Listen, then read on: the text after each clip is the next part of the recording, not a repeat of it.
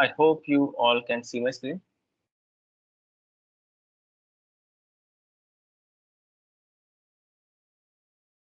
Yes, no. Yes, we can see. I can see. Okay. Okay, yeah, perfect. Thank you. So, yes, good morning. Welcome back after a bit of break.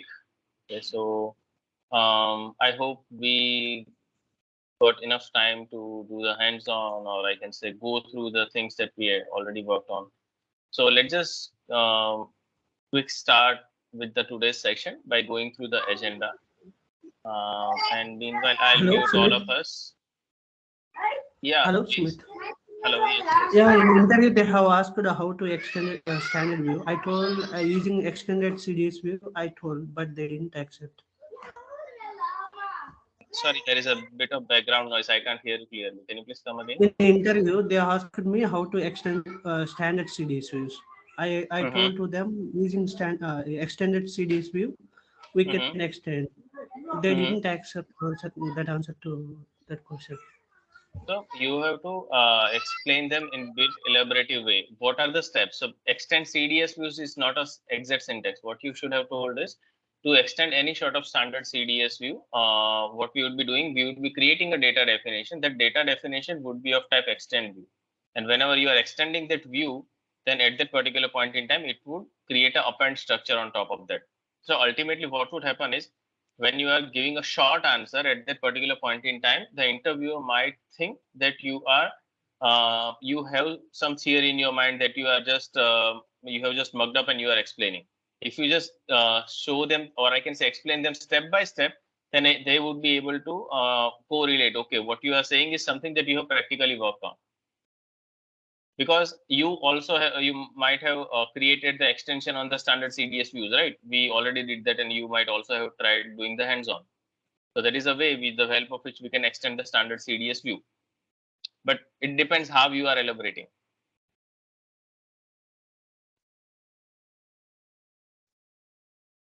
Okay, perfect. So now let's just go through what we have on our plate for today's session. So we would be going with a bit of recap of what we did earlier. Then we would be learning the DCL part of a CDS. So when I say DCL, it is nothing but access control. So in the earlier sessions, what we learned was called DDL, the data definition language, because by writing the code, we were able to generate the views and each and every stuff on the database layer just with a short of coding. So that is a capability of CDS, that it supports DDL. Same way, it also supports DCL. So how the access control can be managed? How we can ensure that only an authorized person can see the data? And for that, we have multiple ways, using a simple condition and using the PFCG aspects. There are plenty of ways of linking the entities. Joins is something that we all know, we are all familiar with. But to start with association, we would also be going through how the joints look like, how the associations look like, and when I convert a join, a view which is containing a join, how I can convert them to associations. Then we would be seeing how I can expose a CDS view with an association and how I can get the navigations generated out of that. Because on the UI application, OData service that we would be having would be coming through a navigation. Okay, so now let's just go into the system now.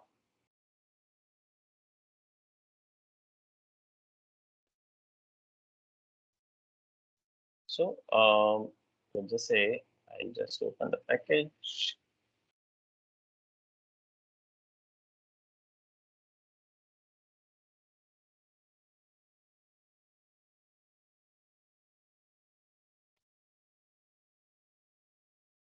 Let me just close all the things that we did.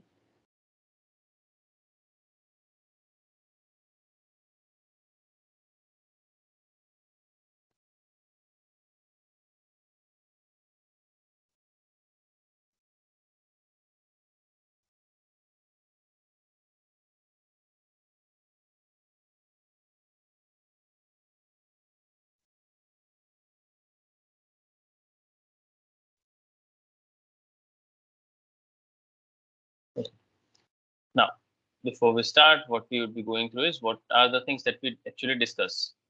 Uh, Now, in the earlier session, we learned so many things, the importance of key definition. So when I see any shot of you, I would be knowing that the key definition is very important, because when I say I do have a key, it means it would identify that what is something unique that would define my particular set of data. For example, here if I am willing to make the EBLN as a key, I can do that.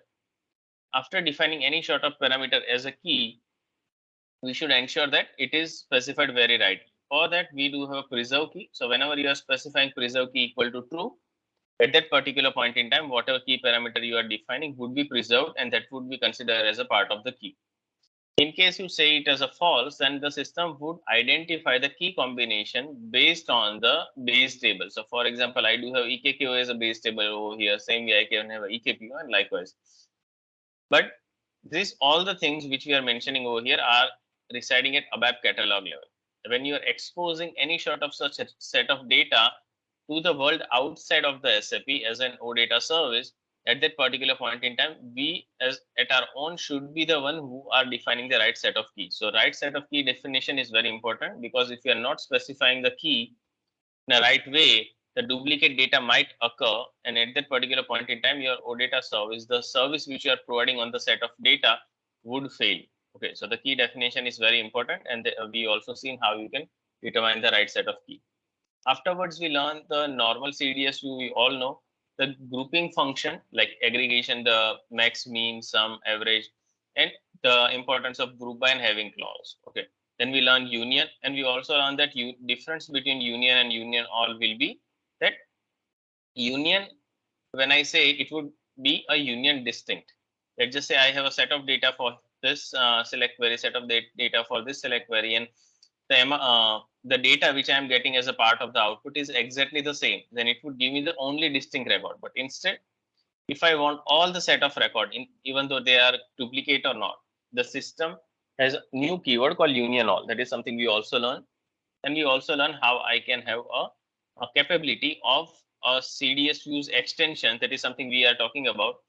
And all we have to know is we have certain set of extensions. So we have to ensure that we have enable our view enhancement category as group by union or the projection list, which is there by default.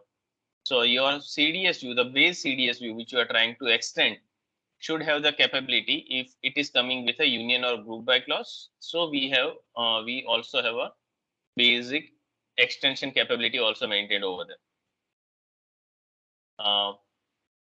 The same information we can also go through. You can also go through the recordings. You all might be getting the recordings after completion of all the sessions that you can use in your revisions as well. Now, this all the things that we learn were part of your DDL. I can say data definition language. Now, what we are planning to learn today is called access control. Why it is required? Ideally, access control data control language. First of all, it is a feature of CDS. That CDS enables, or I can say CDS supports DCL. Now, afterwards, when I say if CDS support DCL, what would be the advantage out of that?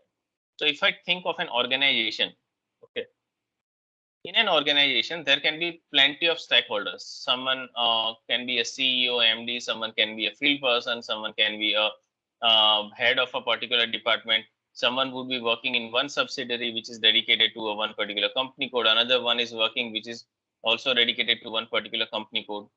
So likewise, we can have multiple people working in different area, and all would be authorized for some or another kind of actions. Secondly, they may or may not have access to the data, or we can say the information in which they are actually not working. So there should be a set of authorization hierarchy,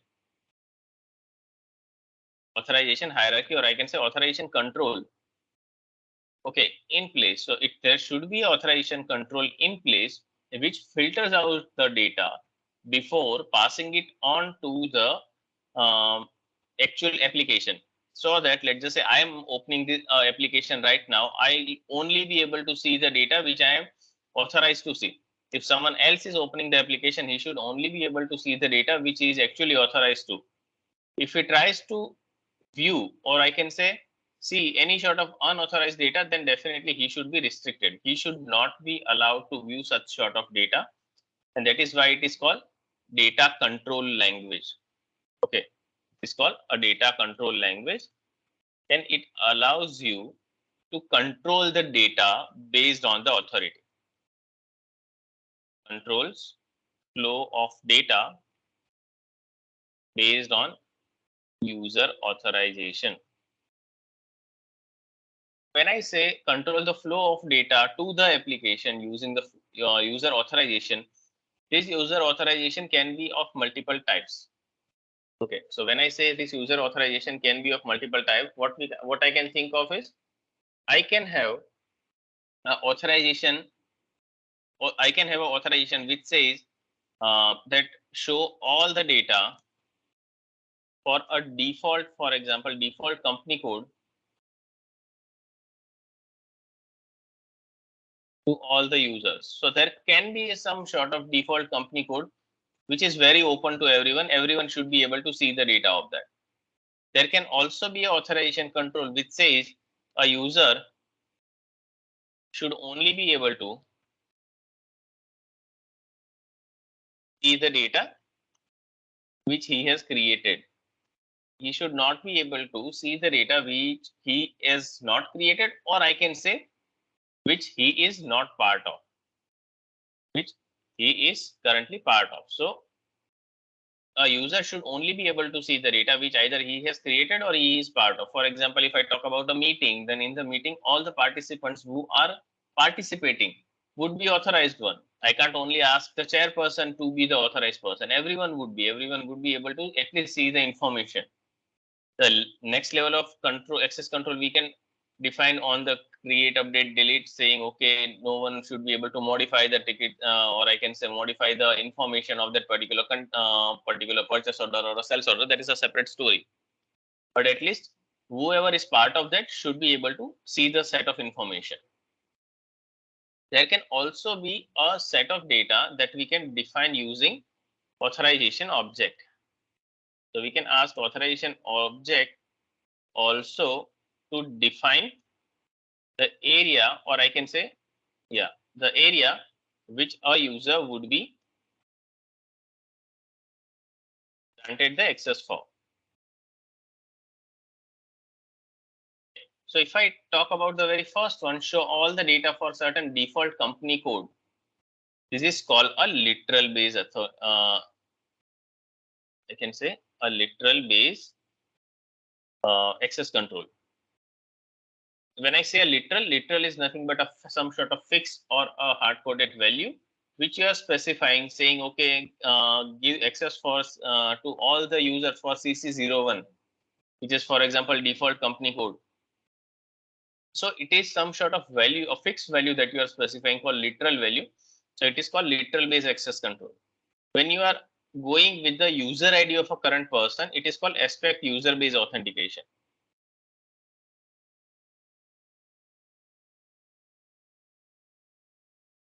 Okay. Next, let's just say if I talk about the authorization object in our organization, we might see day to day that when a user is created, he is actually assigned with set of roles. These roles actually define what all transaction he should be having access to, what all I can say activity he can perform. Okay, all those things are actually being controlled by some sort of authorization object and PFCG role. So I can say some sort of PFCG role based authorization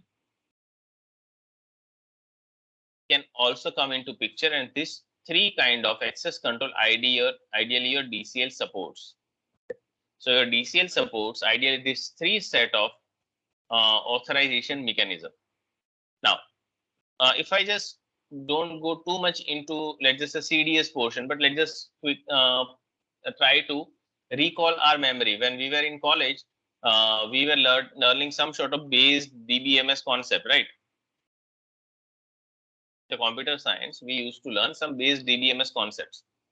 As a part of DBMS concept, what we were creating is we were creating some sort of schema. Within the schema, we used to create some sort of table. The table might have capability of having a, let's just say, select operation on that, insert, update, delete, alter, right? All this operation ultimately we were learning when we were learning the base DBMS concept. One of those concepts was also for granting the authorization. Okay. One of the concept was also for granting the authorization for a particular table. For example, if I want to grant, let's just say I have created a schema, a table within that, and that table has all the capabilities that ideally any sort of table would be having. Now, I want that for a user called XYZ, I want to grant select privilege only for particular data, or I can let's just go step by step. I want to grant select privilege on a table tab 01 to user XYZ. Okay, and he should be able to perform a select operation on this table. So he should be able to see the data. So what we were doing in those days of college is on Oracle or a DB2 or any sort of Sybase, whatever kind of database that you were learning at the time of your college, you might have written a command call grant.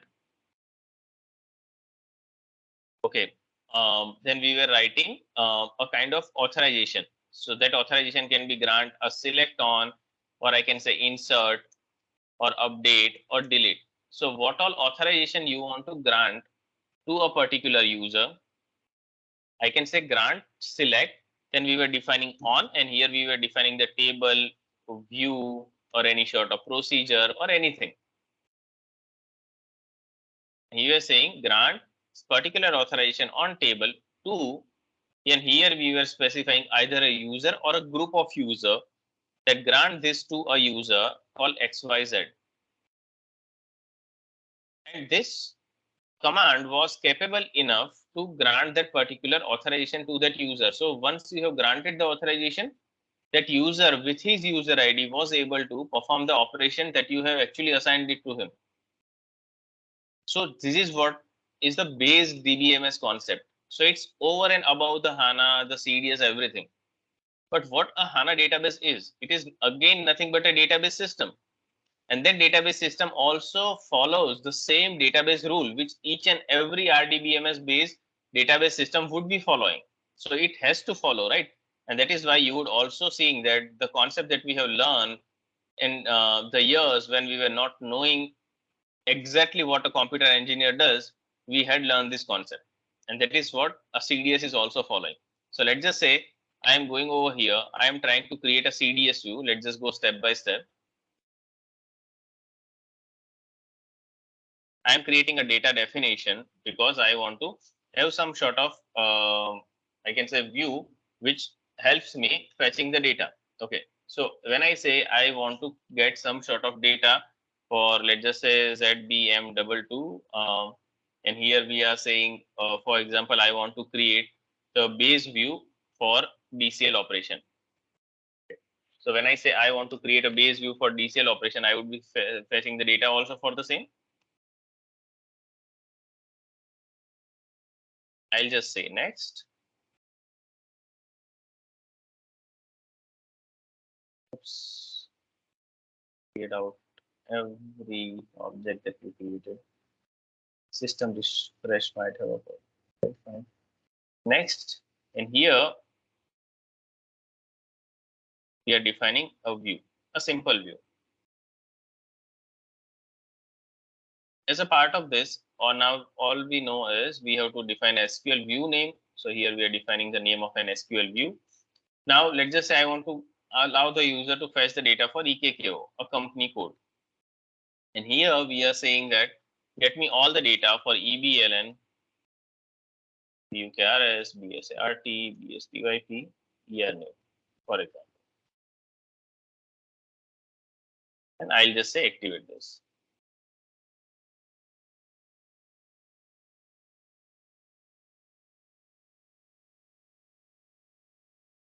When I say execute, we would be able to see all the set of data.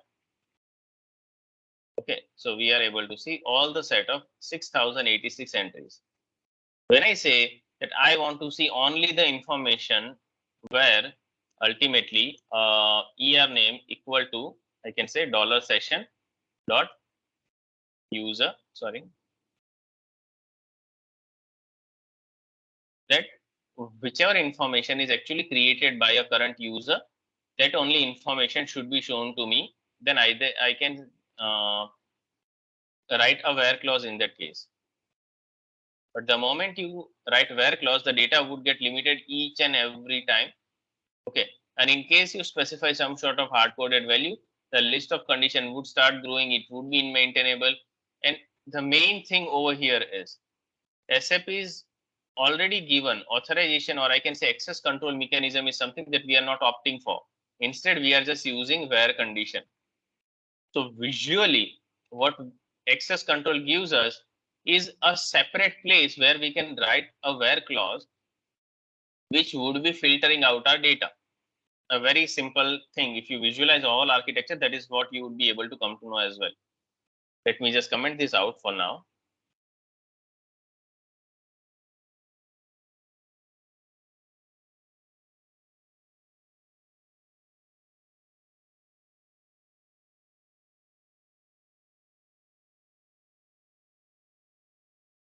What I want to do over here is, now as I do have all the data, I want to maintain some sort of access control layer.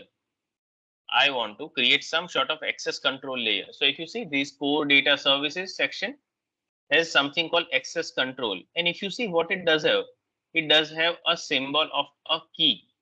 The key, or I can say access, when I want to open a door, I should have the right set of key. Then only I will be able to open that door, right? That is what the meaning of access key is.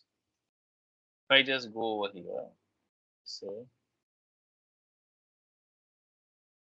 now as per SAP's capability, there are two things. As per capability, first we are talking about. As per SAP's capability, we can have n number of access control views defined for a base view. As per SAP's naming convention, they are saying that if you are creating only one access control view, or I can say whenever you are starting with the access control views definition at that particular point in time, try to give the same name to your access control view as that of the base view. So I can say ZBM22. I can say access control view for base view. The moment I say next, here I would be finding multiple templates. Let's just not focus on template, because templates is something that would just help us complete our code easily. Let's just learn the concepts. I can say define role with simple condition. So if you see, we are getting two things over here. We are getting some sort of literal value, which seems to be just a hard coded value, or we also have a user base. Let's just comment out this for now. On top of that, let's just read that it is saying map a role to the user, map a role to the base CDS view, which would finally be assigned to a user. Second thing, we are following the same concept. It is defining an object called role, as a part of which we are grant select privilege on a particular CDS view where this sort of condition is matching. So if you see, indirectly, we are specifying what we had learned earlier. We are saying grant a particular privilege on a particular view where this sort of conditions are matching. So if you want to define as access control view, I'll just say define a role which is granting select privilege on my this view where, for example, I want to give some sort of fixed value. The first approach we are following, or I can say literal base value, that give access to all the user only for my default company code, and let's say BUKRS equal to, for example,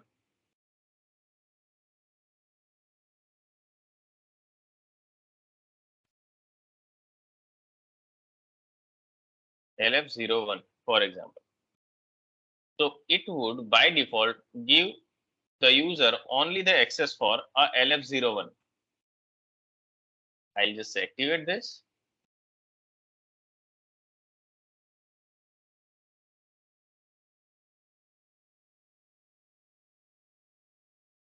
If I just say execute over here, if you see my system just filtered out the data over here, and that filtration, what it does is it just filtered out my data with the condition which I specified over here. If I look at my base view over here, I am not able to find any sort of condition written over here. Okay, so as I do have access control view, my data is getting filtered, and this is happening because of this access control authorization which says authority check. If you see what all possible values I can have over here, so there are many of the options which are which seems to be very relevant. So let's just check the behavior for each and every of them. Check, we already figured out that earlier also we were having this check.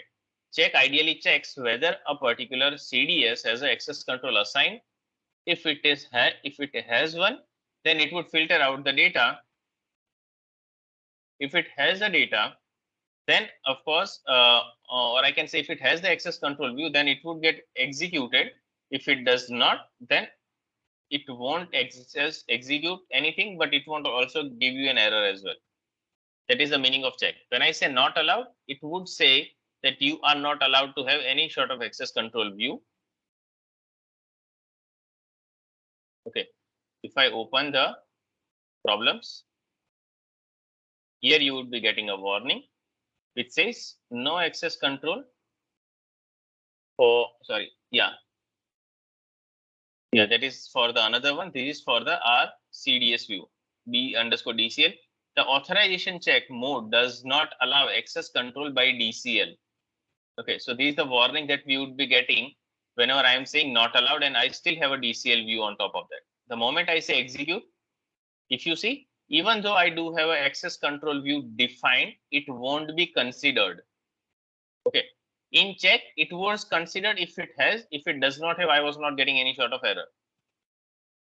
If I just say not required, then I'm saying, okay, it is not required for my view to have a access control view, or I can say a DCL define on top of that. Then if you see, it is taking that very liberally. It is not giving me any sort of error as well. The moment I say execute, my access control view would be considered. Okay, so the not required is same as that of the check. It would check if there are any, it won't throw any sort of error. Same goes with the check. So more or less they are same. The moment I say privileged only, it would enforce that I should have access control view. Okay, so like not allowed and privilege only are two totally different, or I can say are contradicting with each other. So it is only allowing the privilege information to be passed. Okay. So that is the meaning of that. And ideally we should have a environment where if there are any access control views getting introduced, then our base view should not be adapted, or its adaptation is not needed. So that is why we ideally go with the check, the default authorization check. Okay. And in case of a testing environment, when you are developing some sort of demo or some sort of I can say POC programs, at that particular point in time, many a time people follow not allowed. Okay, or I can say not required. So because all we want is we want to see all sort of data. So it is a switch for us. Okay, so that first become my I can say literal base condition. If I want to give some sort of aspect user base, for example, I only want that my set of information that should be visible would be only the one where my creator is the current user. So aspect user is something which gives me the user ID of the current user. Okay, like we do have $sessions.user, same way we do have a aspect user. And here if I just go again and just say activate, or I can say execute, here it won't give me any data because my current user does not have any sort of purchase orders created by that user. And we can also have both of them. It's not that I can only have one particular access control. For example, you want literal as well as aspect user base information, both of them. You can also say, give me either information for some default company code or give me information for this. So both of this information would be aggregated and you would be serve the data to the user.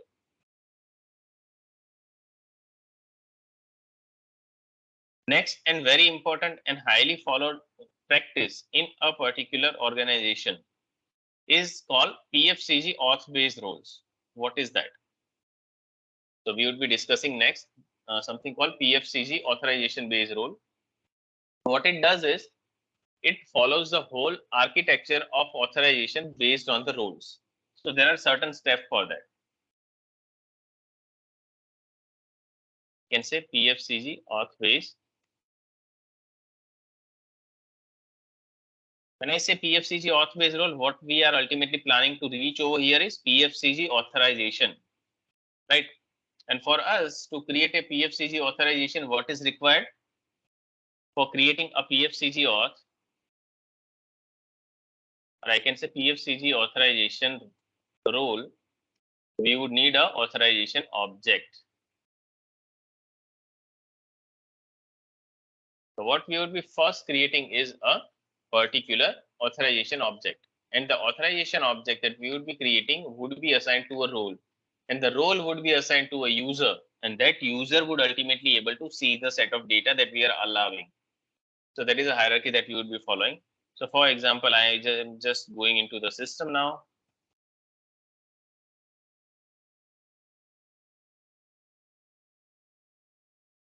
For creating a particular authorization object, I'll just say SU21. It will list down all the authorization object. Here I'll just say create a authorization object.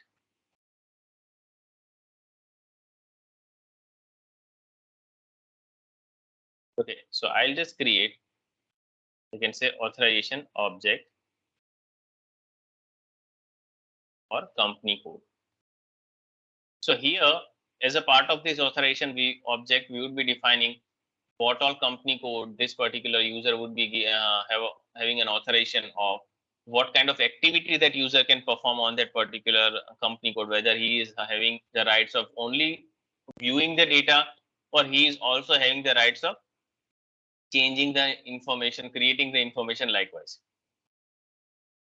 Okay, so I'll just see what all object class we have. So this class is something we can also use any of them. For example, I'm using ZCDS. And most of this particular defining authorization object and all this activity, ideally your basis person can also help you out with. They can also perform this activity for you. But you should be knowing what is something that we would be using at the CDS level to define the set of authorization. That is why it is also good for us to know this. Here in the authorization field, we would be defining two things. First, definitely the company code that we are all talking about. Second thing we are talking about is ACTVT activity, the kind of activity that the user would be actually allowed. Create, update, delete, and everything. Then I can say save. It just make it local. So it was saved, but we also have some sort of permitted activity, because when I say activity, what all activities the user can perform. So I can say allow him to say create, change, display, and let's just say delete as well. And I'll just say save. So it would just create this authorization object for me that I'll just note down over here for our future reference.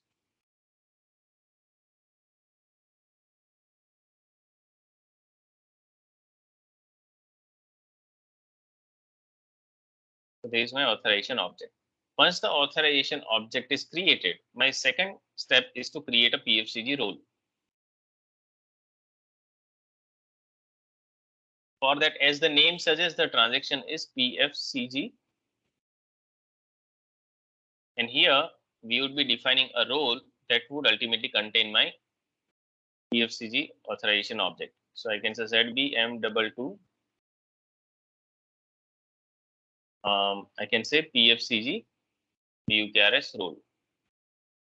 We would be defining a single role over here. You can say PFCG role. Save this. Then we would be going into the authorization and we would be saying I want to assign the authorization object that I just created to this role. because authorization object is something that cannot be assigned to a user. Instead, there should be a role which is assigned to the user. So that is a hierarchy as per SAP standard. So I'll just say save. I can suggest a change authorization information. I don't want to go with any sort of template, and I'll just add manually the roles. What role just I did created? I just say copy. After this, here if you see currently it is in red. So what I'll just maintain over here is I'll just say the company code that I want my user to have the authorization for. If you want to give the full authorization that all the company code he should be having the access for, you can say full authorization. If you want to give authorization for a particular company code, for example, I want to give the authorization only for example, DV0, for example, 1710. I'll just say save. And here, if you see, upon saving, it will generate a template. Here, if you see, this is in green, but the activity is in yellow. It means there is something which is missing. So here you would get the list of activity that this authorization object is able to support. But what all activity you actually want this user who is having this role to be also performed? So I can say display. So let's just say I want that user only to have a display authorization, nothing else. I'll just say fine. I'll just say save, and here I can say generate. It would generate my authorization object. After doing this, if you see this is now in green, I'll just go to the user and I'll just assign my user ID. So I can say S for ABAP 22. So if you see I am getting that access today onwards, I'll just say save, and now it is in yellow. User comparison is in red. I'll just click.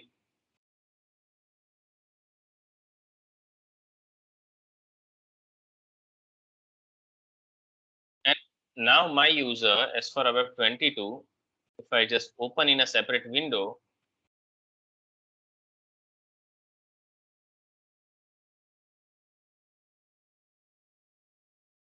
in the roles, we would be able to see that ZBM22 PFCG BUKRS role here, as you can see. So it is having this role for that particular authorization object that we define. Now, main very important portion over here is how this role can actually help us controlling, how this role can actually help us controlling the data that would be flowing.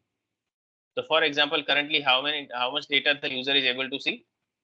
He is able to see the information only for the default company code. On his user, there is no purchase orders created, so he is not able to see anything. Now let's just say we want to give one more additional authorization.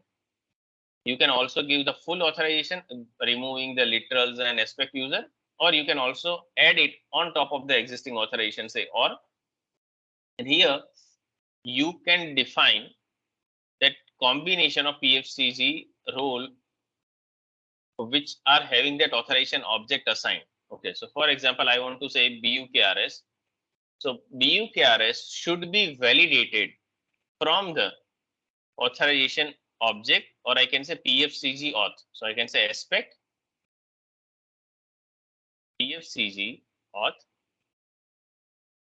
Here, let's just consider the three main information which are required. First one is the name of the authorization object. So if you see, the parameter requires the authorization object and not the role. Okay, because from a single authorization object, I can have 50 odd roles created. Now, for example, for authorization object has a capability of create, change, update, delete. I have three set of user. For one user, I want to give only authorization for displaying, so they can only see the data. For another, I want to also give the authorization of create based applications as well. So whenever I do have a creation based application, there I can use that particular authorization object, and likewise. So I do not need to create all time a fresh authorization object, but the same authorization object can be used in multiple roles. But when it comes to giving an authorization, actually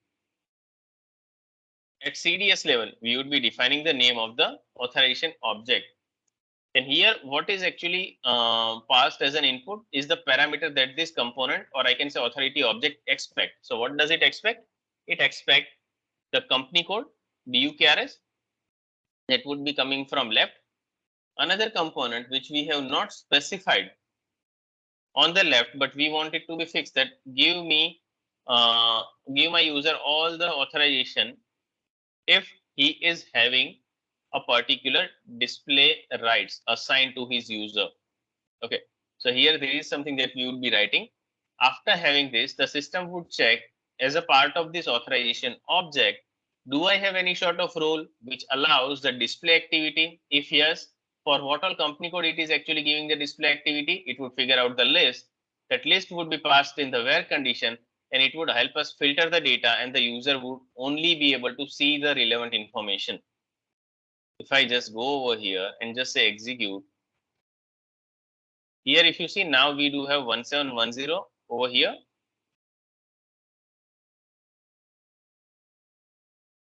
and LF01 which was also there. So now this I can say 1710 is coming via the PFCG role that we defined. Okay, because this authorization object has one role defined on top of that. If we start adding or changing anything in the role, then the same would also reflect in the behavior. Now, each time the life of a developer won't be that straightforward, that you define a particular authorization object, you assign it over here, the application start working, and you are not getting any sort of bug. So ultimately, if there are nothing which is coming up new, then of course we won't be of any use, right? So definitely there would be some sort of queries, some sort of issues which would keep on coming. For example,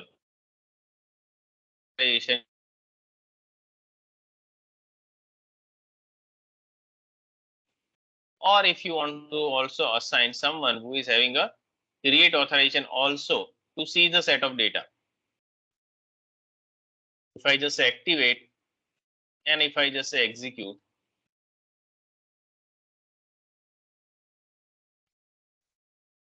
here I am only able to see one set of data. Now, consider your user is using an application. We would also be seeing how this behavior looks in different outputs.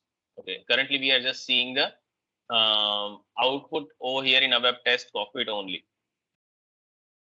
Now, let's just say my user is having an application which he is using, and he is saying, hey, you are saying that you have given a right as a part of some sort of role, but I am not able to see the information of 1710, though I think I am authorized to perform that activity.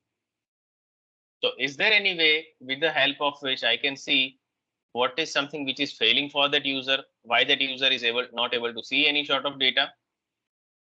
So we can say yes, we do have a way out. For that, we do have a transaction called st auth trace. So it is standard authorization trace, which would ultimately help you tracing out any sort of authorization which is failing. So for example, I want my user to be checked. Okay, and I want that my user should be checked, and it should give me a result why my user is not able to see any sort of data. What you can do is, whenever your user complains like this, you can go in this transaction, activate the trace on his user ID, and ask him to try performing that activity on repeat mode couple of times. Okay, when he does that, ideally in some time this authorization check would ultimately capture the results. Just wait for some time.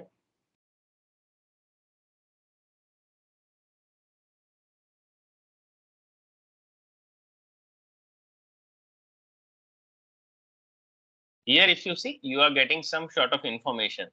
All rest of the authorization check were success, but here you are getting that authorization check was not successful. So if you just try opening this, you would get that, okay, it is this authorization object due to which my user is not able to see the data. So definitely I have multiple conditions, but out of which specifically my request is failing over here where the authorization object is assigned. If I just click over here,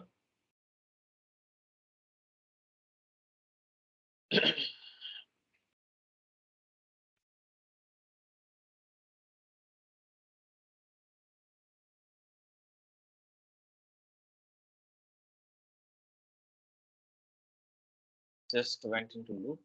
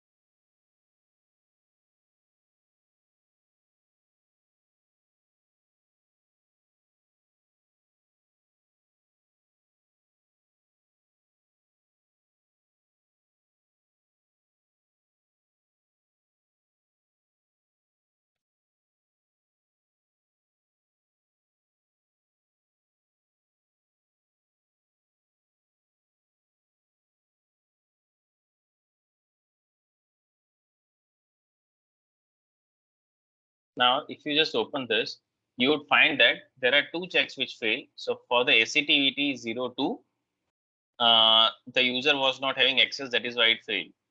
Same goes for this. For SCTVT 01, the user also does not have any sort of check, and that is why it just failed and user was not able to see any sort of data. So by looking at the strays for a particular user, you would be able to figure out what is actually going wrong. Because each time doing just a development and not able to figure out, okay, where actually it can fail and able to trace out would be a bit of trouble. Okay.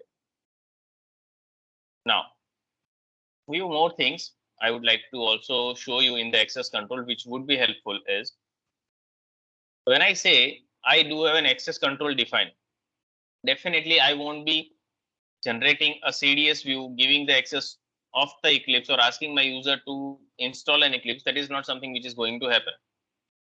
My user would be using some sort of report, some sort of application, which would be having this CDS view on base of that. So for example, if I just copy the name of the CDS view, we found that, okay, over here, when I just went, I am only able to see one line of record. Okay. Now, if I just copy the name of the CDS SQL view, copy it from here, go to your SE16 transaction. Now you would also get why in our organization we have very much restriction that SE16 transaction code should not be allowed for the actual end users, because this is not the transaction to see any sort of data. That's not their role. That's not that what they should be doing. The moment I say execute, you would see that I am getting all the set of data, all 6086 record. It means when it comes to access control,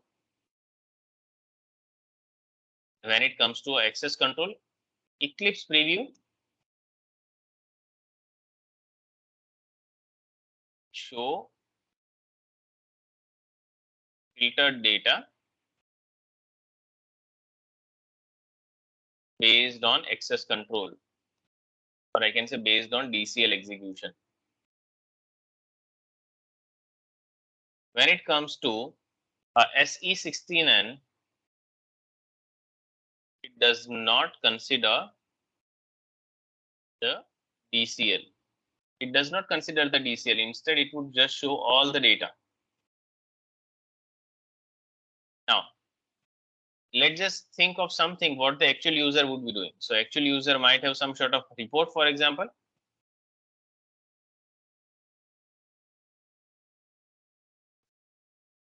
So actual user might have something as an application, as a report, which he would be using for his purpose.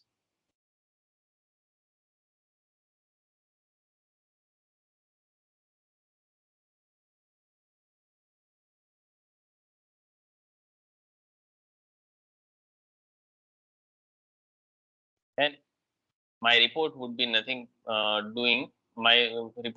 nothing but it would be just fetching the information from this particular CDS view. So I can say select star from this particular CDS view where, or I can say, let's just say into table.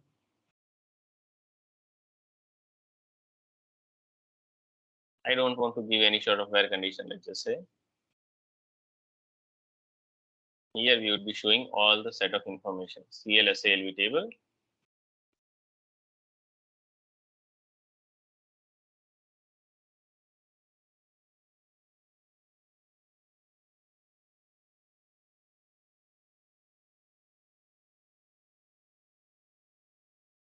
And we will be displaying the.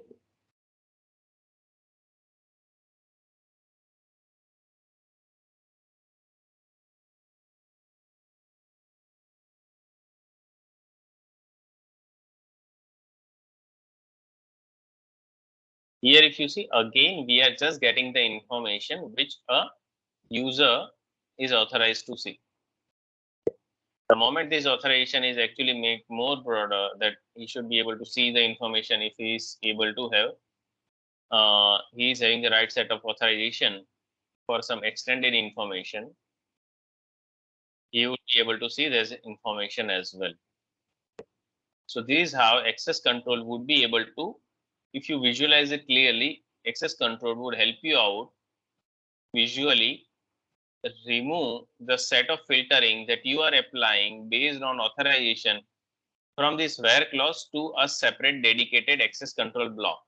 And that is how we can say access control is something that would help us define or refine the set of information before presenting it to the end user. Okay. Any questions still now?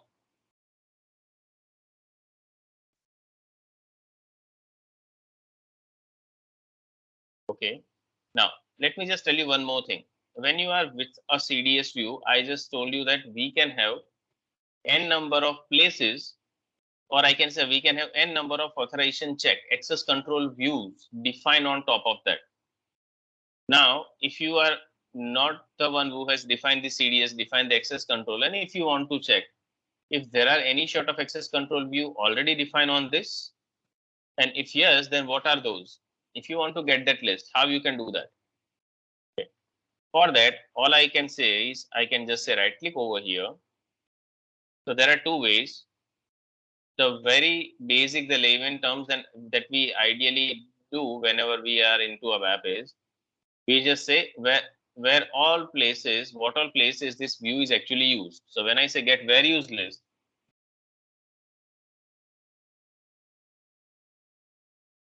you would be getting multiple. I can say you would be getting the full list, out of which access control is the one which would be of your interest. That if I have anything on the various list which is of type access control, then that particular access control block is something which is created on the top of that CDS view. One thing. Another thing, what you can also depend on is you can say open with, and here you can go to the dependency analyzer. Here you would be finding all the relevant information, saying, okay, is this CDS view, what is the source for that? We can say EKKO. Is access control defined for that? Yeah, we are saying, okay, yeah, it is defined. The moment you say right click, you would get the list, other, open other, and here you would be able to list down all the relevant information, out of which something which is having this key, it means the access key is nothing but your access control view. Okay. And that access control view is something that you can figure out by following the dependency analyzer, as I just shown you as well. So in unknown environment, in unknown water, when we are actually diving, there is something that would ultimately help us out. Okay, I hope it makes sense. Now, let's just go one more step forward, discuss something which is very important, and I can say the very vastly used topic. So when you actually physically start working with CDS view, you would hear this term again and again and again. It's called associations. Okay. So association is something that, of course, a developer, first of all, cannot get rid of. Secondly, there is not a meaning of getting rid of this access control. Reason, my bad, association. So association is something which a developer, who is developing CDS view, should be knowing in a good manner. Okay, because it has many advantages. So let's just say, when I say I want to club my data, or I can say I want to get my set of data from two tables. So it means I want to join two tables vertically. Okay, like this. Then what I can have is a multiple ways with the help of which we can link the entities, or I can say link the tables. I can say joins. That is something we all know, that we can have a inner join, a left outer join, right outer join, cross join, everything we can have. But there are many examples which says that joins and association, when we are comparing, then in many aspects associations are better. Okay, let me tell you an example. When you start with the development of a CDS view, okay, when you start with a development of a CDS view, which is getting the information from, let's just take an example of two tables. So you are developing a CDS view for set of PO data. You are joining two tables called EKKO and EKPO. Might have defined, or I can say you might have decided, that you want to go with CDS view. Why? What would be the reason that you opted for a CDS view and not a normal open SQL syntax of an ABAP? You also know the new ABAP syntaxes, right? You also know new ABAP syntaxes. You also know that, okay, it is also very optimal in a terms of a performance, because now you have the new open SQL syntaxes, which would ultimately help you execute everything and anything on the database layer, right? Then why you might have opted for a CDS view? Because of the reusability concept, that you would be knowing that you can use this information, or you can say you can use this CDS view again and again for fetching the set of information. So now if you want to fetch the set of PO data, you would not go with a direct table EKKO, then again get the information from EKKO, club those. No, that is something I cannot expect that you would be doing going further. Then if you have created some sort of SE11 view, also be one of the way that you would be creating an SE11 view and use at all the 5 or 50 places where you want this set of information, because you want to make it reusable. Now, when I say that you are fetching the information with the CDS view, then CDS view would have two data sources, EKKO and EKPO, and you would be fetching the set of data. But when I say you would have 50 places where this view is being utilized, being used, then all those 50 places would be nothing but your 50 applications or 5 odd applications in which you have used this view at 50 odd places. But as you are writing that select query 50 times, it means you have 50 different set of output that you are expecting. If you need only one output, then why you would have written that select query 50 times? So in some cases you want only header data, in some cases you only want the line item data, in some cases you want both the data. All the three possible combinations can occur. Now in this particular case, what are the chances that you would be getting the right set of data? That is something that we would be analyzing, and which would ultimately help us to come at a conclusion why we would need an association. Okay, so let's just try creating a view based on the purchase order header and line item, expecting that we need this view because I want to use it at multiple places. And then let's just see what would happen if I use, or we can say use this view to set different set of combination of data. I'll just go over here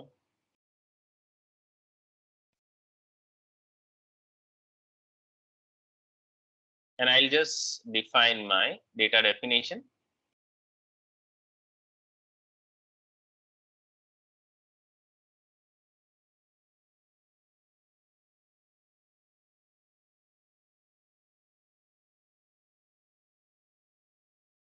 The CDS view I'm defining with joins.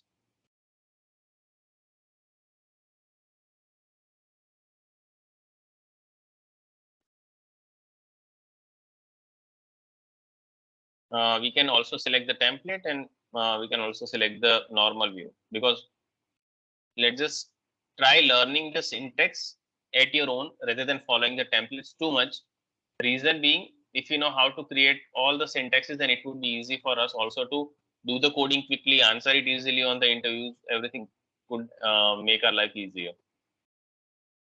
So how I can define the joins, or I can say I can have the data from multiple table. I can say I want to select the data from my EKKO table. Okay. For example, I'm giving an alias of EH. Then I want also to fetch the data from line item table. For example, inner join EKPO is EP, and here I am saying EH.EBLN equal to EP.EBLN. Okay. Here we are defining the set of column that we need. Now we all know the key should be continuous. That's why we would be selecting data from EKKO, EKPO, making the right set of combination of all the key. I can say EK dot, my bad, EP dot EBLN. Key would be my sorry, EH, it is header BLP. I want other set of information as well. For example, I want some sort of company code come from a header table. I want material also to come from line item. I want some sort of short text also to come from the line item. I want document type also come from the header. And let's just say some sort of quantity field.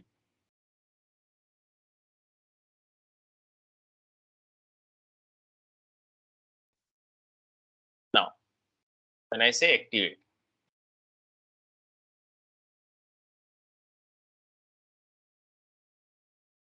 if I just try viewing the data,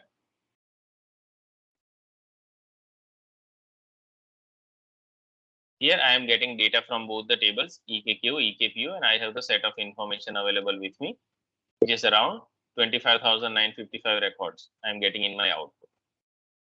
Now, let's just go in the direction that we were talking about. Why we created the view? Because we want the reusability. Now, before making the jump directly on the reusability, let's just understand the architecture. When you define a view, in the very first session, we discussed that it would create a SQL statement in background that would be managing your view. Why? Because when you define a view, you are writing a DDL statement, data definition language, which would be managing the actual backend view. I can say show SQL create statement. What you are able to find over here is you are saying create or replace a view, fetching the data from EKKO, have an inner join with an EKPO, and you are getting the information over here. Okay, very fair. If I just open this as well, this particular SQL view in S11,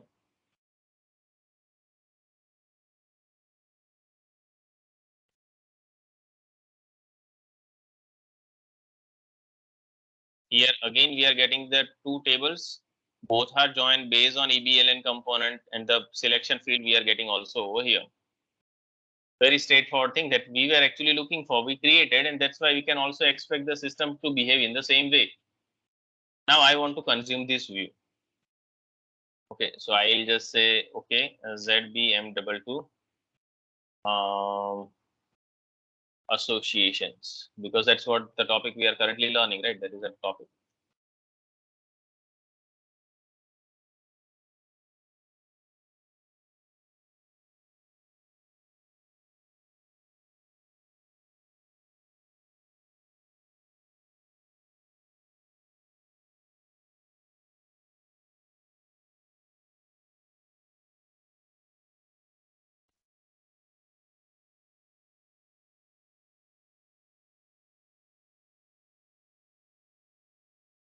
Now, next thing that we are actually we would be doing is we would be getting the data. I can say select from my this view into table.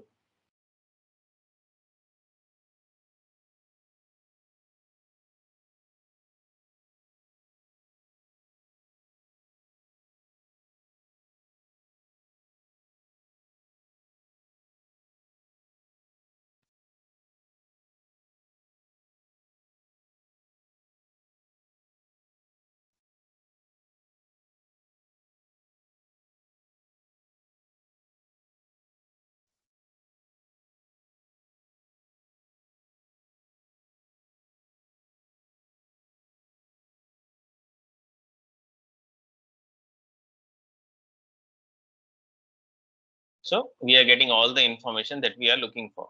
So that's a good thing. Now, what I want is I want to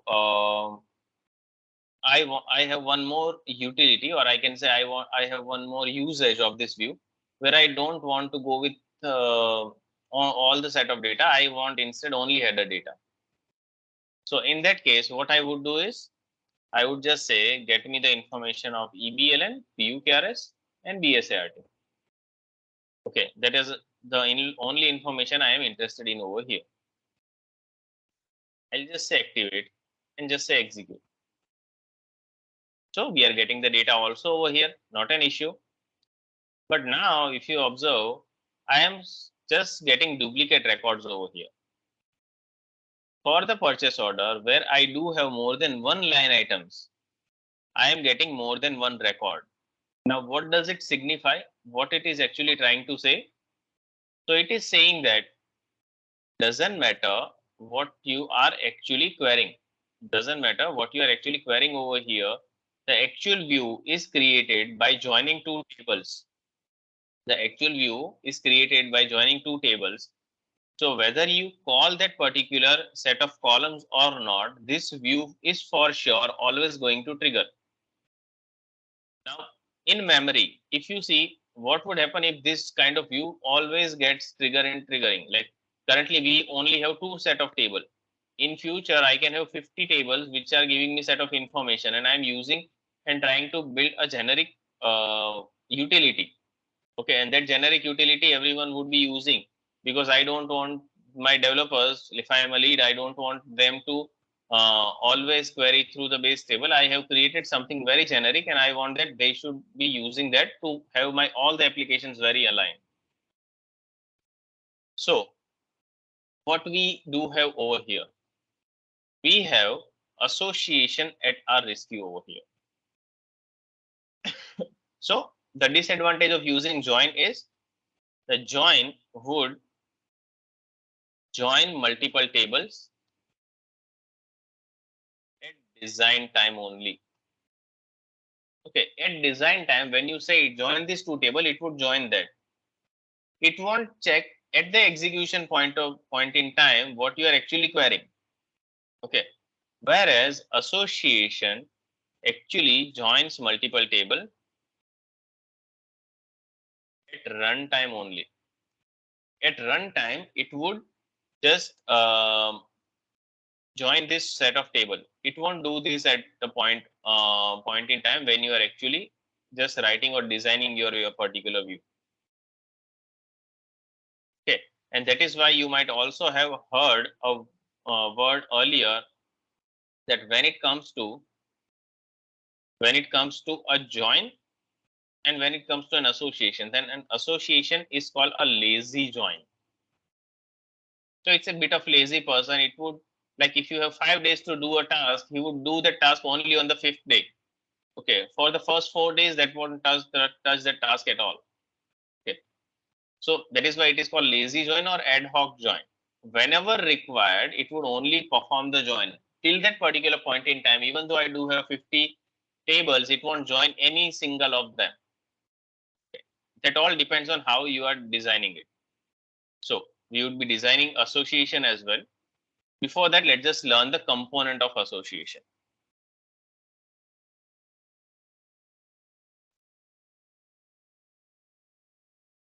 Okay, now when I say component of association, the first thing that you would be knowing is that, of course, join contain multiple source table.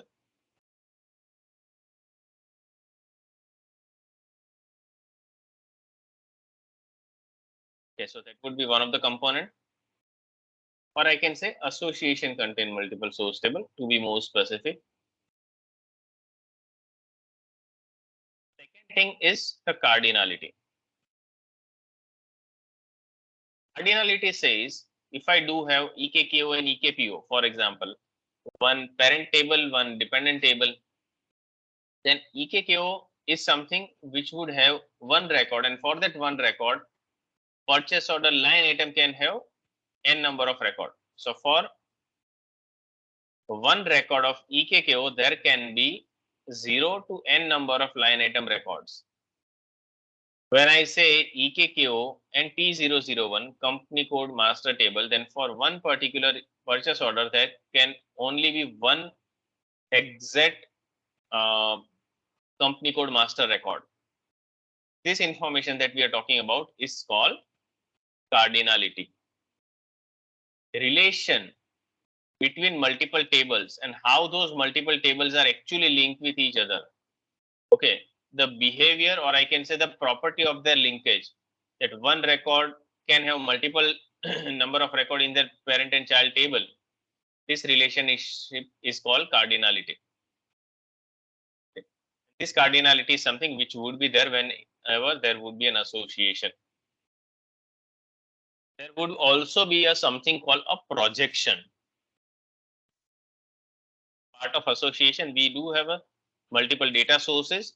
Cardinality we also specify, and we also have a something called projection, or to be more specific, you can also say dollar projection. That is how we actually denote that. Now in SE11 also you might have heard of something called projection view. As a part of projection view, what we are doing is, if I do have 100 columns, out of which I only want 10 columns to be part of my view. Okay. Then what we are doing over here is we are projecting only 10 columns out of 100 to be part of that view, and that is what we call it as a projection. Same goes over here. Here in association, we also would be having one parent table, or you can say in the term of CDS, one parent entity, and you can say in case of an association, there can be more than one child, again table or entity. So there can be one or more than one child tables as well. Now,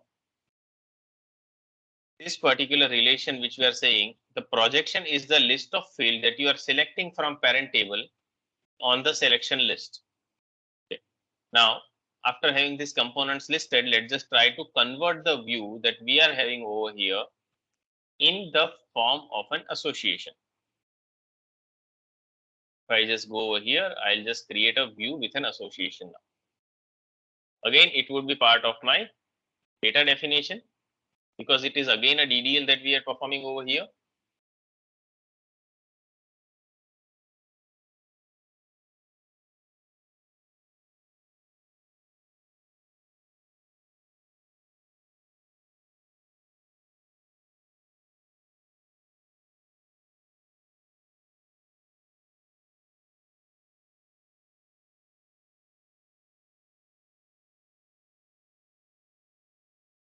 So let's just not go with the template. Instead, let's just start from the scratch. So it would be easy for us to also correlate in future how association keyword is being used in the view.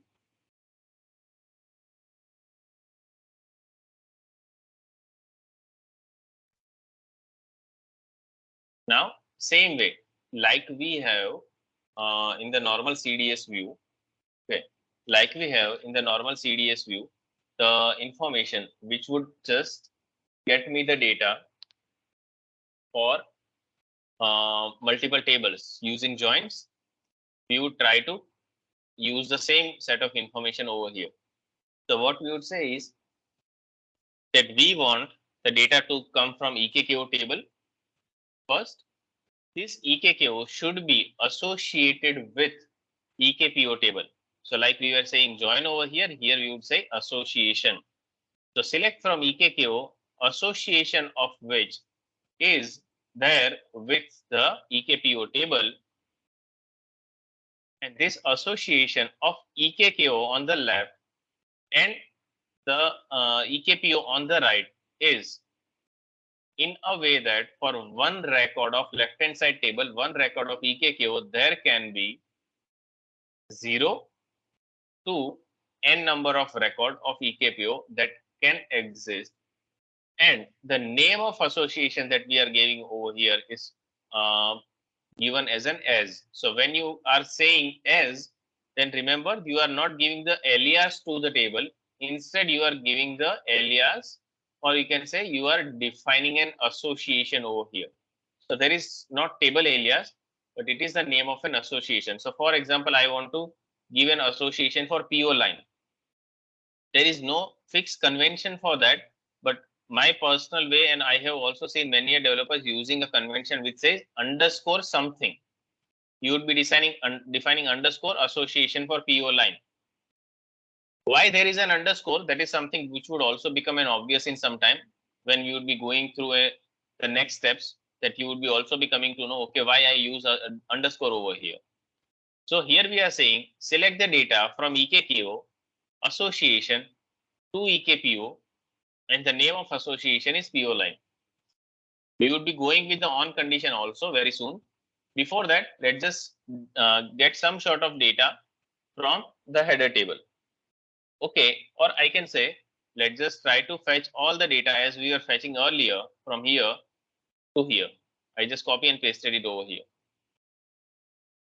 Here we don't have any sort of EH or EP. So I can say EKKO.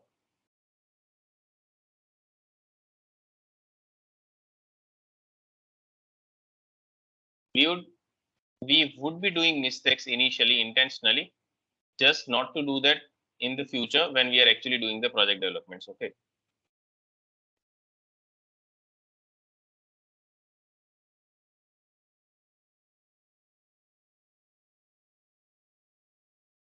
And here, let's just say I'm defining an on condition which says EKKO.EBLN equal to EKPO.EBLN.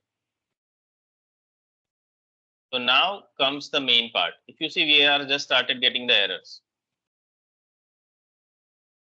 So how to resolve this error first, and what would be the right skeleton for a particular association based view? First skeleton says you are defining a view selecting data from base table, principal entity, association of which is with the child entity EKPO, name of which is as. So this is the name of an association. Here, whenever you are selecting the field in an association via direct selection, always select the field from the principal entity only. So here I am saying EKKO is a table which I am using for the fetching the data. So all the fields of EKPO I should not select here. If I'm selecting this, then it would create a design time join. And that is why I am here, right? That is why we are with association, because we want to avoid design time joins. I don't want a design time join. I want a runtime join. Okay, and that is why we are over here. So here we would only be selecting the information for a header. So like when I say I am in a joins, The moment I say EBLN without an EH dot, you would start getting an error because the EBLN is not unique, right? This column is there in EKKO as well and EKPO as well. So system would get confused where to get that column from. So it would give you an error. So in case of a join, a table alias is must, or I can say not an alias, but identity of table. If you might not have EH, you can say EKKO.EBLN. But the column should be well defined in case of a join. When it comes to an association, whenever you are specifying the fields from the principal entity, and by the principal entity, by the first entity, by the parent entity, what I mean is the very first table that you are specifying over here, select from, be it a table or a view, anything that you are specifying over here, you do not need to give any sort of identity. You would say EBLN, UKRS, BSART. It would always fetch it from the principal entity, the very first table always. You do not need to give any sort of information what would be the data source for providing this set of columns. Okay, so this is the first thing. Second thing, when you are selecting the information over here, it means you are projecting out of the 200 column of EKKO, you are just selecting these three. So internally you created a projection view. And as you have a projection view, you do not need to write EKKO.EBLN. Instead, you would write $projection dot. If you see, you would only get the columns which are projected, only 3 columns. So you would be selecting the columns for the join which are there in the selection. First thing. Second thing, while writing a join, here you won't be specifying the child entity. Instead, you would be specifying the name of the association. So for example, I'll just say underscore PO line and EBLN. So this particular association which is getting generated, its EBLN component is something that would be passed in the projection of EBLN. It means the EBLN of my principal entity. Now, question comes, what about these 4 fields? What about the set of information which I want to get from my second table? How can I get that? So if you see, I am getting a warning over here which says the association PO line is not used. Like in normal ABAP or somewhere where we get the information saying in the ATC checks that this variable is not being used. Same way, it says association is not being used. So how I can use the association? You can use it in 2 ways. Okay, I'll just show you both and would also tell you what are the advantage and disadvantages. So if you want to select any column from, let's just say PO line, here I'll just say underscore PO line dot metna. Then this association is being used, but we just started getting one more warning saying the association PO line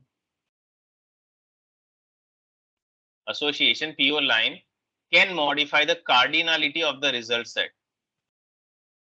So what would be the cardinality of result set? It would always be 1.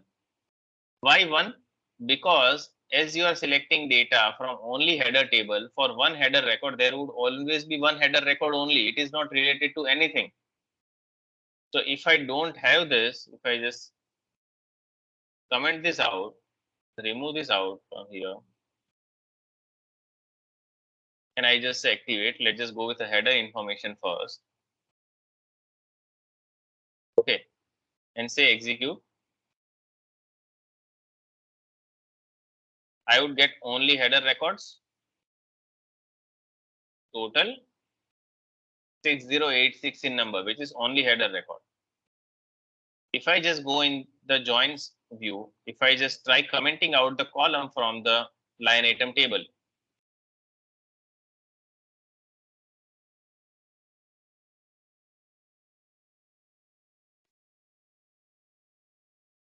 it's the same thing. We are not selecting any sort of information from line item.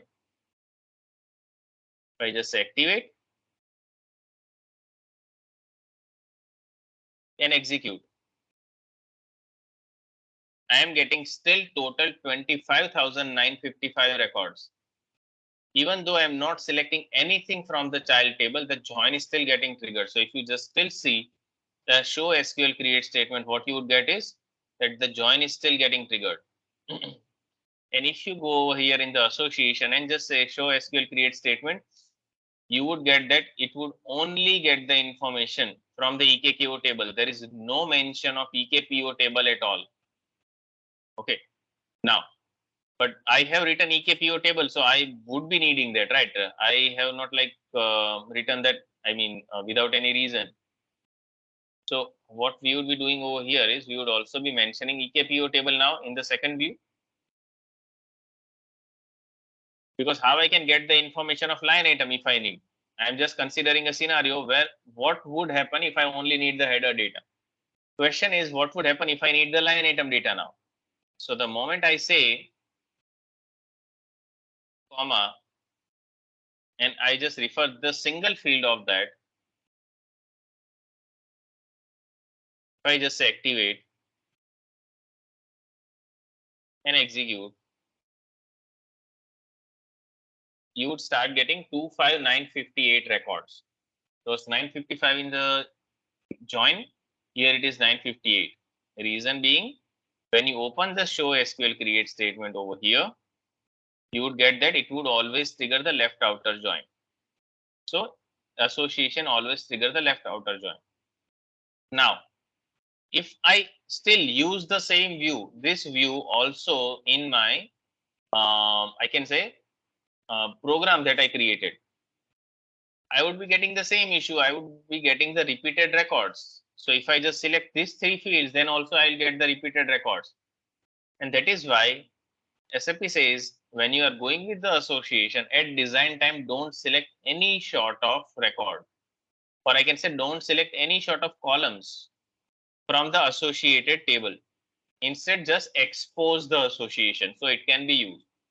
So when I want to expose the association, all I can do is I would just write the name of the association and ultimately it would say this association would be exposed. This is just a comment writing for your information. It does not need to be written all the time when you are exposing the association. So I just say activate now. And if you just see the show SQL create statement, you would only see the EKKO table. There won't be any mention of the dependent entity. But when I say execute this, you would get these three columns. Number of entries that you would be getting would be still 6086. If you want to get the line item of this, for example, I want to get the line item for this purchase order, I can say right click over here. Right click is giving bit trouble to me. Just a moment.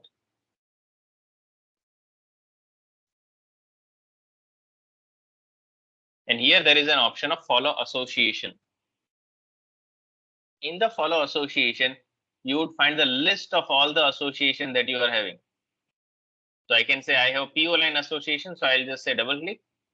And the moment I say double click, it would trigger a join for that only at runtime and give you all the line for that particular purchase order. So for example, for 2121, I have 9 purchase order and that I got only at the point in time when actually I just say right click and get me the information. So this is from the Eclipse point of view. Let's just also open this view in a S11.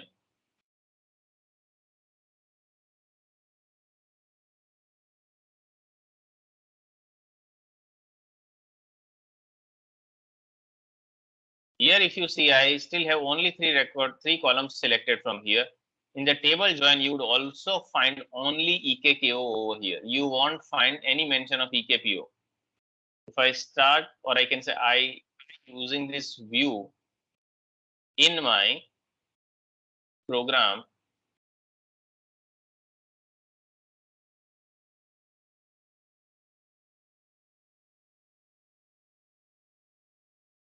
here, when I activate, you would find that I am getting only unique record this time. I am not getting any duplicate records. Okay, so that is fine. I am not getting any duplicate records, so I'll be safe. Question would be, this view is meant for giving me the data of EKKO and EKPO. When I execute this directly, I was able to get the header record. Then I did follow association. I got the line item information as well. Programmatically, how I can get the information of those line item columns which are there in the association. For that, there is a particular syntax that you should be following. I'll just say copy the name of this association. For example, now along with EBLN, I also want EBLP. So I can say backslash name of the association, and after the name of the association, you have to specify the column name, and that column name would be with a dash. So I can say EBLP I want, and here after that I also want, for example, a material number as well. So I can say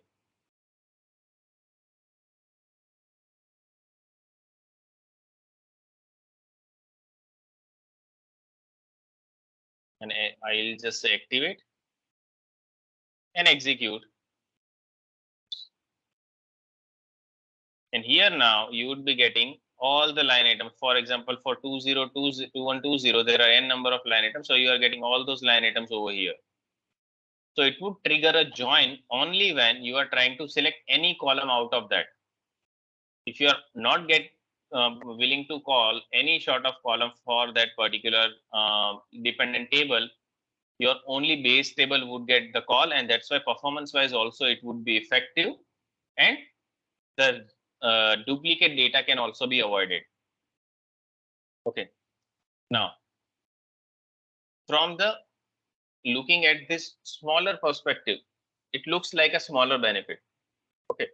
Now, let's just think of a scenario where we are having a bit of a huge example, or I can say bit of huge utility, or bit of a big application that we are planning to create with this association base. For example,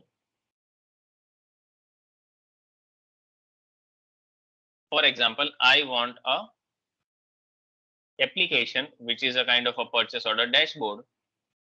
So yes, tomorrow we would also be seeing bit in a glance because tomorrow we would also be seeing certain UI annotation. So we would be trying to create a sample application that is of course not part of this session. As like that was request from your side, we would be trying to connect to the Fury element, and we would be seeing a bit of that. Now, for example, this is a PO dashboard that we are creating over here.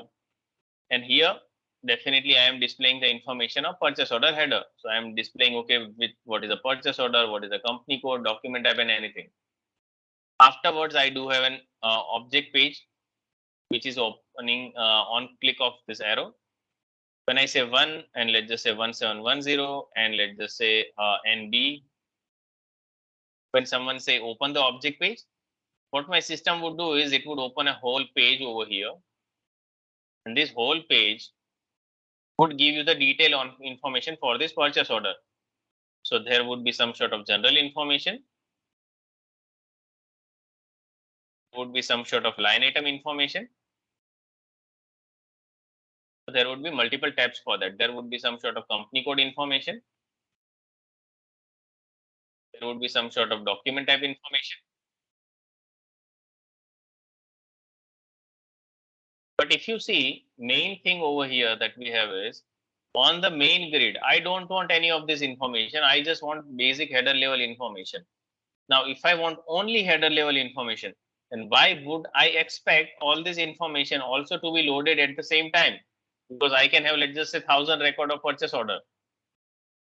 So if I am having a join based service created, then what it might do is whenever this screen is getting loaded, for all those 1,000 purchase order, it would fetch the header data, then line item data, then company code, then document type, each and everything at the same time. Instead, if I can trigger a view which is just querying EKK over here, when I say click on this object page, only for that dedicated purchase order, a join would get triggered, a association would get triggered, and it would give me the information for all this relevant component. So you can visualize how effective it would be to only get the information per purchase order wise, right? And that is why we do have an association. So let's just try extending the example that we just created with only purchase order line with this set of information also. So currently my view is able to expose the information and give me the output which can have a OData service created, which would give me this information. I also want company code level information and document type level information as well. Okay. So what I'll be doing over here is I'll just say I want one more set of data, and that set of data would be coming from company code master this time. So the company code master is nothing but I can say T001.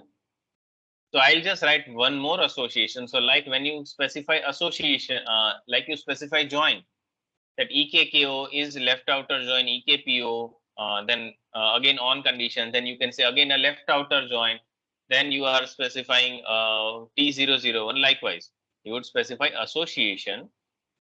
This association would always be linked to your principal, or I can say parent entity. So this association would always be linked to your EKKO. You can say for my one set of EKKO purchase order record, there would always be one record minimum and maximum in my T001 table. So when you are specifying something like this, you can also merge them together and you can also say one. That is also very much possible. But here, just for a readability perspective of your code, for understandability perspective, I am also specifying 1:1, which says there can be minimum one record and maximum also one record. There cannot be 0 or 2 for T in the T001 table. And here I am saying I am giving the name of an association called as company code.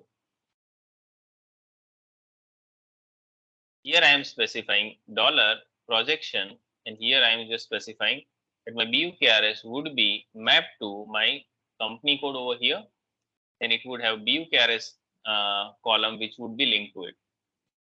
Let's just try to go with a scenario where we do have linkage on condition with more than one particular columns. While like as in join as well, that is possible. Here also it is very much possible. So for example, I want to get some sort of such record. Let me just go to the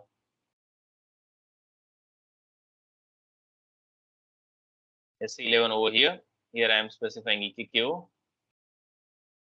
Display this, and for example, document type BSART. I'm going over here. BSART has a value range, has a table T161, which is having both of this.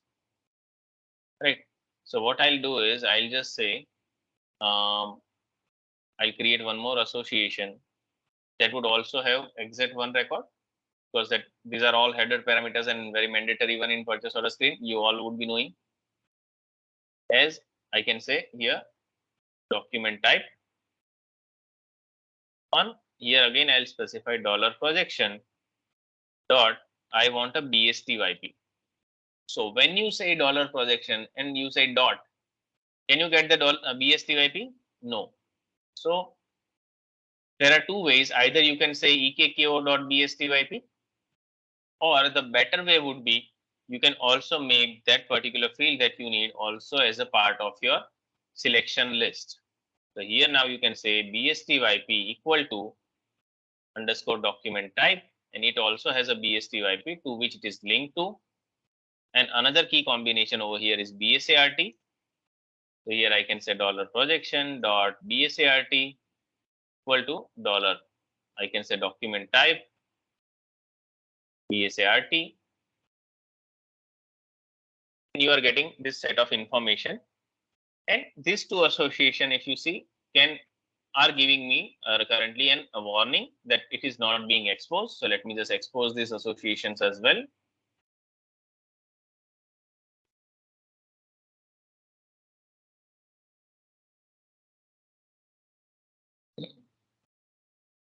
I'll just say activate this, and the moment you say execute this, you would be getting that you have all this information. You can say right click and just say follow association. You would get all the associations, those are there. You can plan visiting, or you can say getting the information of PO lines. So you would be getting that. You can also check the company codes information. And you can also get the document type information. As a whole, if you just visualize for a line that you are clicking, for example, in our case, we click on the line with a particular purchase order 45 all 0 2121. So for this 2121, it would get the general information, line item information, company code information, and the document type information as well. Okay, all of this system is actually giving you. But all this we are talking about is using a association that we created. But can any of this information be used in the world outside? Ideally, no, right? Because I don't have this view actually being exposed as an OData service. So what I have to create is, I have to create an OData service on top of this. I can say odata.publish. So it would create a OData service on top of that. I would give the name of my entity. Okay, and it gives the PO hierarchical data. And I'll just say activate this.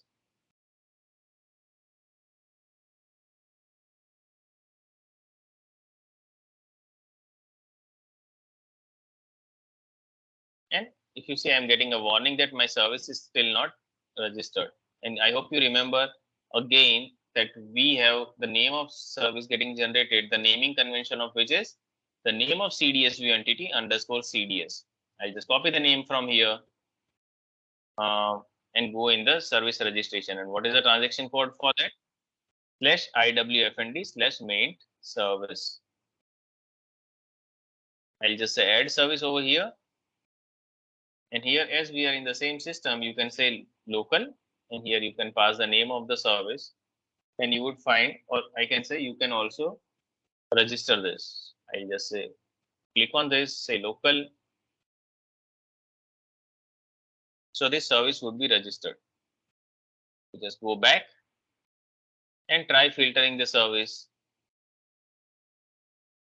You would get that it is activated. Now, next very important thing that you are going to see over here is that when I say I want to see the metadata of this service, what all things you can expect to get created? Here you can see that you have a line item EKPO type. Everything that you are having as a part of this particular line item EKPO table, it created a separate entity for that, and likewise for all the relevant table that you listed. Now, if you want to see how these associations are actually being visible in the metadata, you can copy any of this name, for example, underscore PO line, say Control F, paste it over here, and you would get that the name of association is actually transformed into a navigation. Okay, so whenever you are saying that you are generating a view, what you would be writing as a part of a view? You would be creating an association. When you are saying you are creating a gateway service, what you would be creating? You would be creating an association. On top of that, in the gateway services, you manually create the navigations. Here, navigations would get generated automatically. And what would be the name of navigation? It would always be to underscore the name of the association. I can say underscore, it is to the name of association. And that is why you can visualize now why I am using underscore over here. Because association would be converted into navigation whenever a OData service is created on top of that. And the naming convention, which the navigation takes automatically, is to association, to the name of association. And that too with underscore, which is there in the association name, would make it more readable. That is why we do have an underscore in the naming convention of association whenever we use that. Okay, that is on the naming convention, and that is how the navigation gets created. But association won't be exposed directly. It is a navigation which gets exposed. Okay. Now, if you want to get the set of information, for example, I want to get the set of information of my purchase order. So here I want to get the information of my purchase order. I'll just click on the entity set.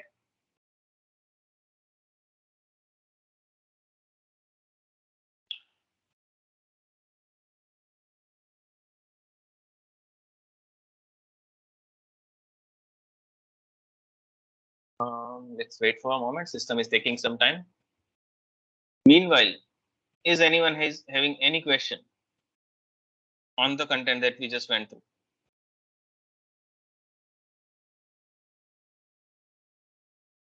Good. So either everyone is very much clear or is a bit more confused.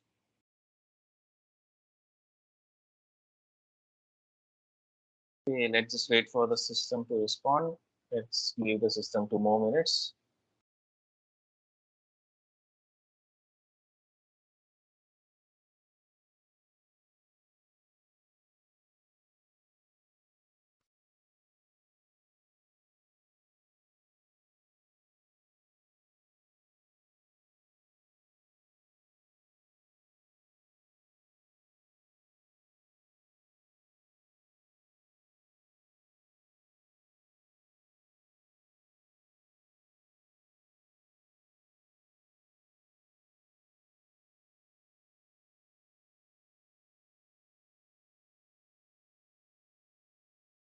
So here we have a PO hierarchical data, the name of entity set we define.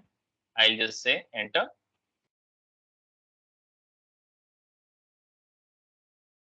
Okay, it will still be having a bit slow.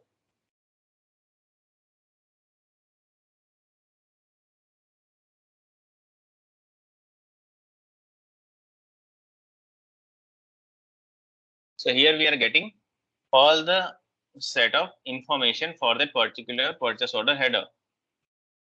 Okay, and here if you see, we are getting again a link saying if you want to get the information of company code, you can say /company code. So when we say follow the association, what we were doing is we were just saying that the name of particular purchase order, or I can say purchase order key over here, and then we are saying /to navigation, and that is how we were able to get the information of a associated entity.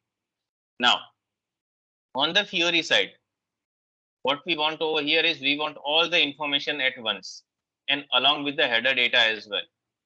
What we can have over here is we can write $expand equal to company code. So it would give me the information of company code, and here the header data is also there. If I want the information for all the navigations, I can say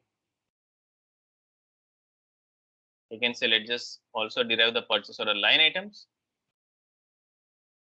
to, and here I can again say document type level information to, and I can just say enter,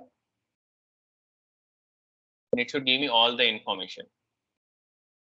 You can also get this information in a format of a JSON, so it would become more readable for you.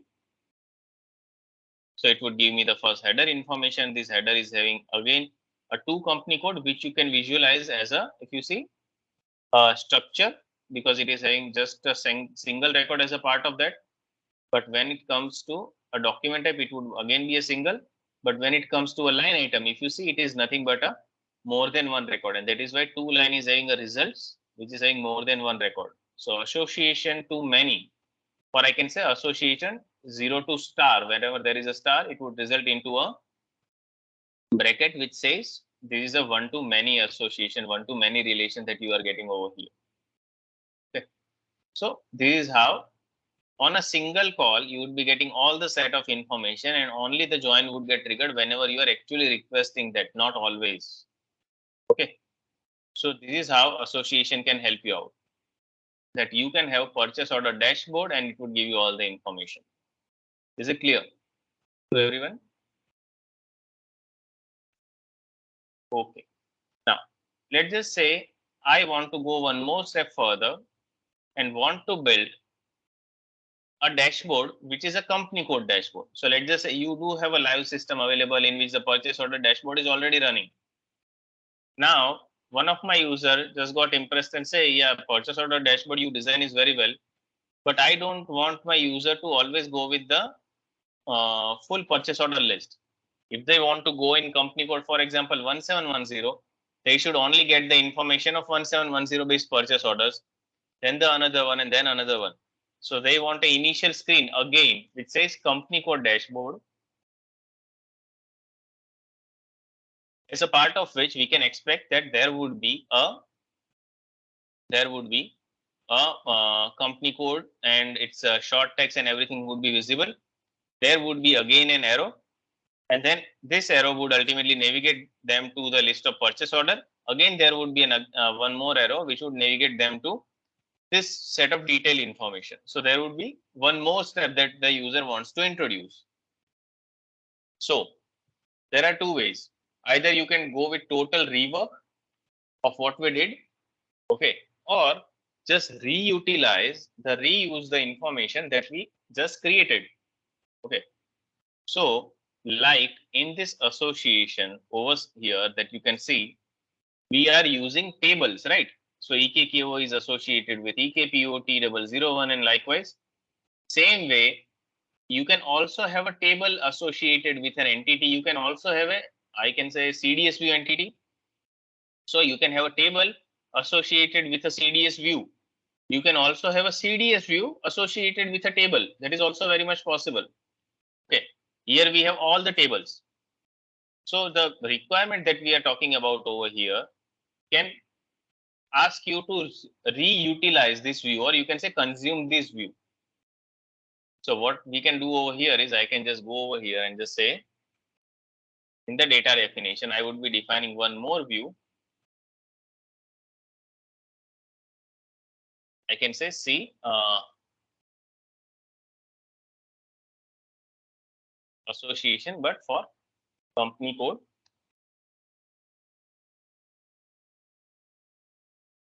dashboard.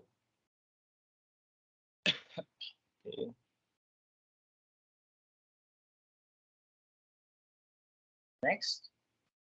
Next, and define a simple view.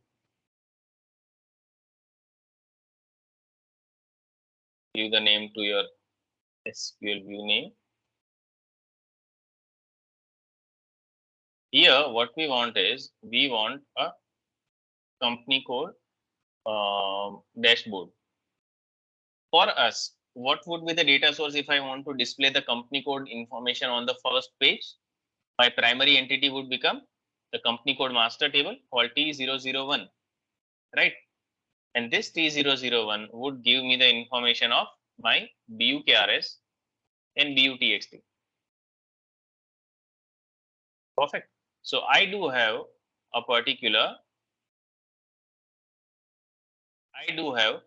company code dashboard view, which is having the initial information which my user is requested. He is requesting the company code and its short text. So I do have both.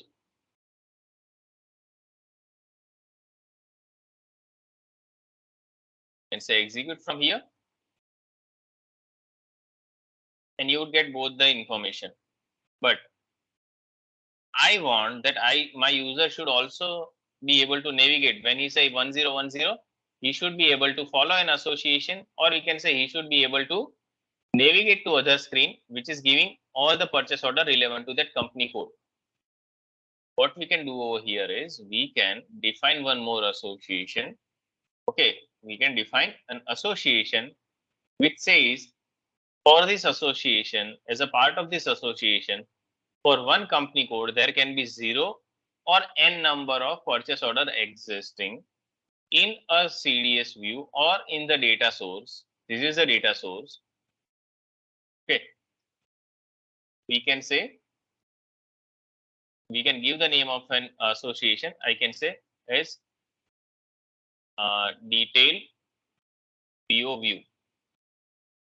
And here you can define that the join, or you can say association that would get triggered would be dollar projection on BUKRS equal to detail PO view, and it is having BUKRS, and that is something that my view would be joined, or you can say associated with. and you can expose this association from here.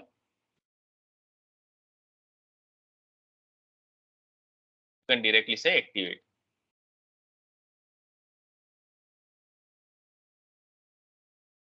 Okay, so it would generate a detailed PO view over here, and that would be used for that.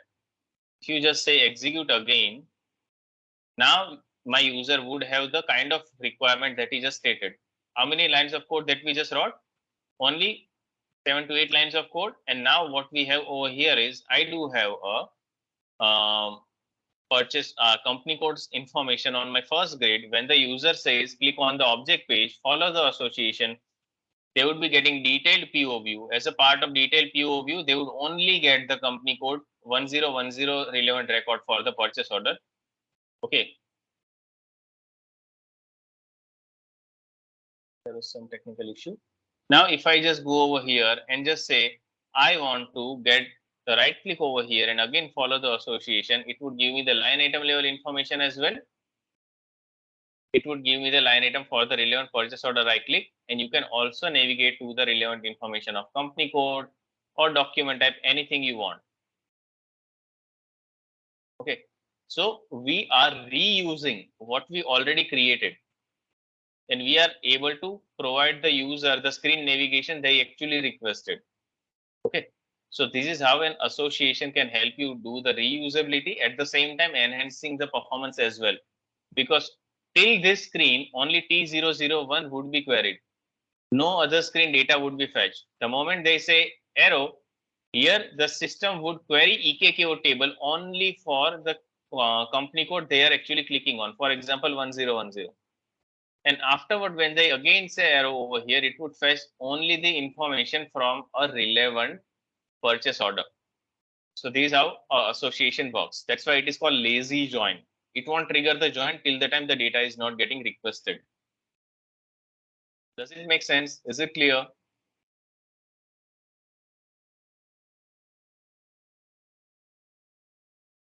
Okay. Yeah. Yeah. Thank you.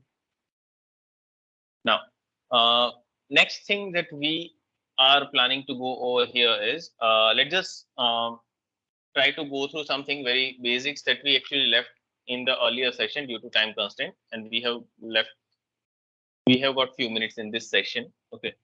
So certain functions, certain basic thing that you already know, we have did that earlier. Certain basic function that we left in the earlier session. Main thing which I want to make you learn over here is the unit current conversion and currency conversion. That's why actually we are going through this topic again, because in NeoBAP we already learned that the string and numeric Amit, function. Yeah, please. Amit, Yeah, one Pallavi. question. In this string, we can use S4 like new syntax for the what to say to count the number of character in the string. For counting the total number of character in the string, we can use the NeoBAP syntax. It is nothing but an open SQL. Yeah, we can use that. I used data some variable. Okay, then Where? equal Where? to Okay, okay, string. 1 second. Okay, 1 second. So where did you use that, in the CDS view? No, no, not in a series. Normal programming only. Okay, what did you wrote? So in LHS, I have declared a bit data or some variable equal to string length in bracket. I specified that string name. Mm-hmm. So it was not taking. So it depends on what is the HANA version your system is on. No, no, it says for only. So what I did is data the variable equal to value space hash. Then in bracket, I used string length. In But bracket, I okay, used the variable. Close okay. bracket. So Yeah. strlen I can understand, but like what is the purpose of using a value hash over here? Because I have not declared variable. No? I mean So the if you count. don't have exactly, Mhm. if you have not declared any sort of variable, then of course Mhm. value syntax is not for declaring a variable. It is for populating the data. If the variable on left hand side is not declared, then you can't use a hash. Okay. So your strlen would be having a set of output that would give you a number, that it is a 10 or 15 or whatever number of character is, and that would directly get assigned to the left hand side variable, and from the result The resultant component, it would initialize, okay, it is integer or likewise. No, that ash usually we will give to if we don't have data Data type. type. If we have the data type, if you don't have the data type, then you have to specify the data type. That if you are saying data something, then you have to give, okay, it is integer, or you can say int4 So or something. instead of hash, you mean I have to provide some data type? Yeah, first, that is what I mean. And secondly, in this case, you also don't need the value hash. Value is not required for this. You can directly say data length and strlen, and you can directly use the string what you want to evaluate. That's it. Why is it so? Because we want some value to be assigned. No, why? That's You what I want was some thinking. value, yeah, you Mhm. want some value to be assigned, but the same thing can also be done with a left LHS equal to RHS. Value hash is something when you want some sort of source data to be converted in a form of a destination data, and you want to go in more detail. When you are assigning a value for a structure, then you want to Uh-huh. go with the four columns Okay. assignments. What should go in where? Mhm. Yeah, Okay, got it. Some from some internal table exactly. or some multiple Yeah, values. Okay. yeah, that is the thing. Or if you want to use additional keyword, those are only supported with value, like optional and default and likewise. That at that particular point in time, value makes sense. But here it is not required. Okay, okay, fine. Yeah, thank you. But even if we use value, then data type, that will also work, That or will it work. should. That yeah, it would work. That won't give you any issue. Yeah, the Okay. only thing is when you are specifying value, if left hand side variable is not having any data type already defined, then you have to give the data type. So that would become a limitation for you then. Mm-hmm. Okay, okay, yeah. Okay, perfect. Let's just go through the SQL functions, something that we have already learned, but a bit of thing that would be a bit new for you as well. So here I am saying PM2 SQL.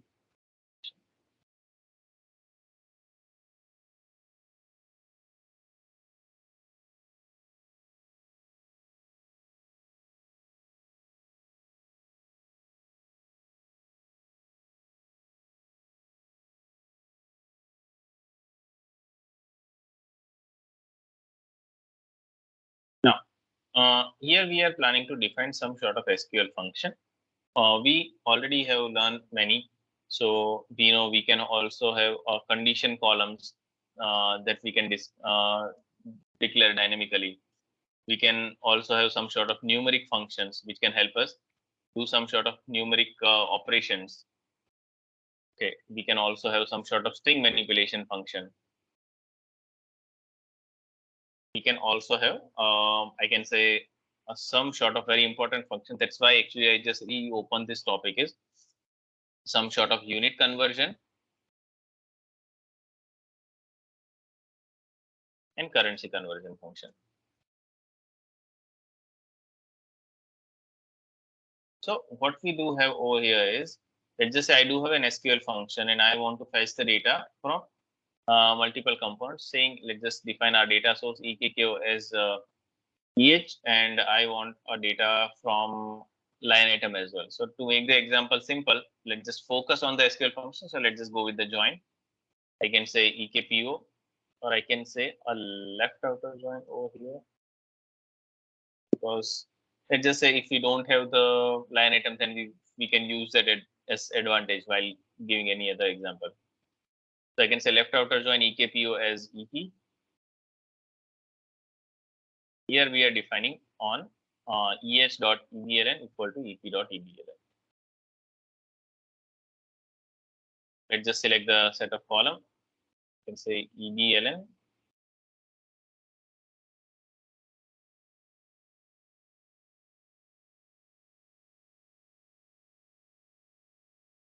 Okay. And let's just say I want some sort of information from header.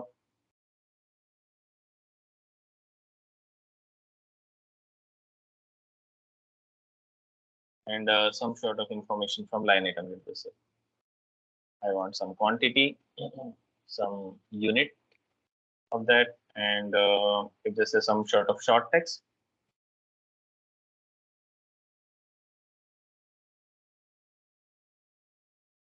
Okay.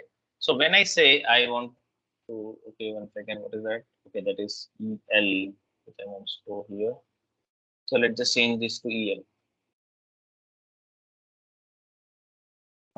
And EL as well over here. Now, when I say I want to define some sort of conditional column, I can say I can give any sort of condition which would be evaluated, and based on that I can get the output data. So I can say case when, for example, I can have purchase order being billed based on a material number, and there are certain purchase order which does not have a material number at all. Could be possible because it is a service PO, so there can be only a short text. So I can say if I do have a purchase order which is having a material assigned to it, then get me the information of short text from material master text. Otherwise, get me the information from the short text. Okay, so I can say if my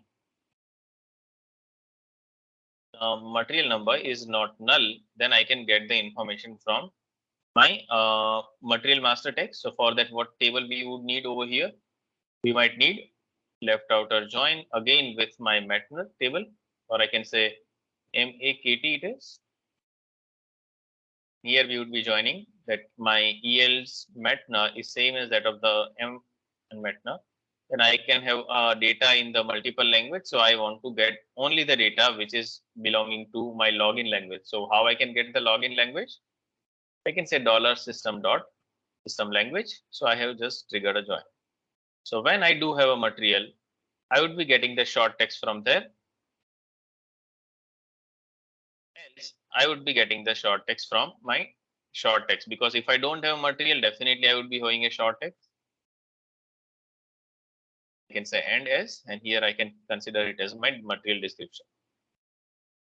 So this I can consider as a conditional column, but without a pilot variable, because here I can write n number of condition when, and I can get my set of output I'm looking for. In case I want to have some sort of pilot variable, that if a particular column has this value, then what should be my output? For example, I want a deletion case, that if my LOEKZ, which is nothing but a deletion indicator, when it is marked as a L, then you can say that if L, then I can say a line item is deleted. That is something I just want to show here. Else I can also say it's an active PO line. This is again I can say some sort of a status of line item.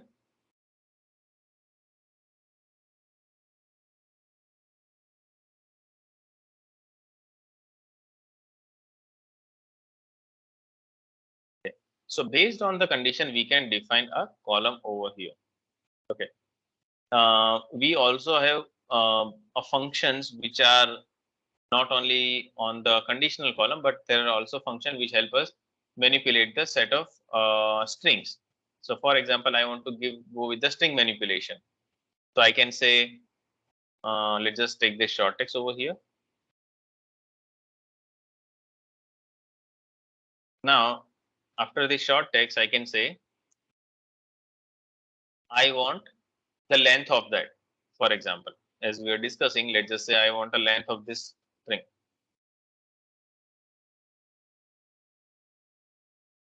Length of the description I want to derive. So I can directly say length of that, and it would give me the description out of that.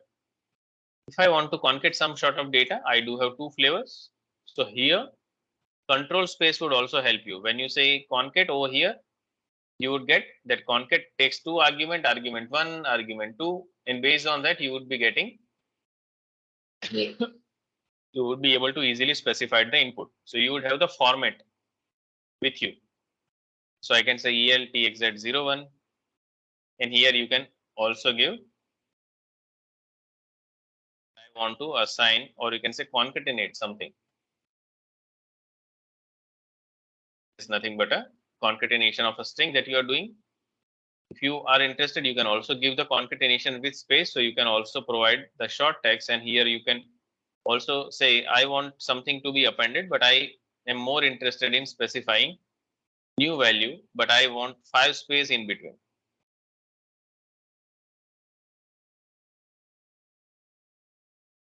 So these are the things that we have already learned. There is also a function that you would have heard many a times, the call is. So call is function is something which would help you to see, or we can say to pass two set of input, out of which whatever is not null you would be getting. So for example, when I say el.metnull is not null, it means m1.makTX would also be not null. So if you want that material text is there in the material master, then get me the text, otherwise get me the information from the short text. So I can say output based on call list function. Call list function is something which would also something that you might encounter in certain interviews. That how does it work?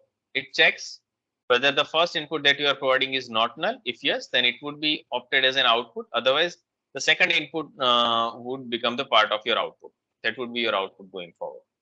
Okay. That is something you can now visualize it out. If I consider some sort of numeric operation I want to perform, for example, I want to get the ceiling values of, let's just say 4.57. So which is a ceiling, it means the next value. So it would be 5 that of course we are looking for in in case of any mathematical operation, you can consider it over here. If you want to get some sort of floor value, you can also get that. You can directly pass the information and say floor, and it would convert and round off the value in a floor basis. Okay.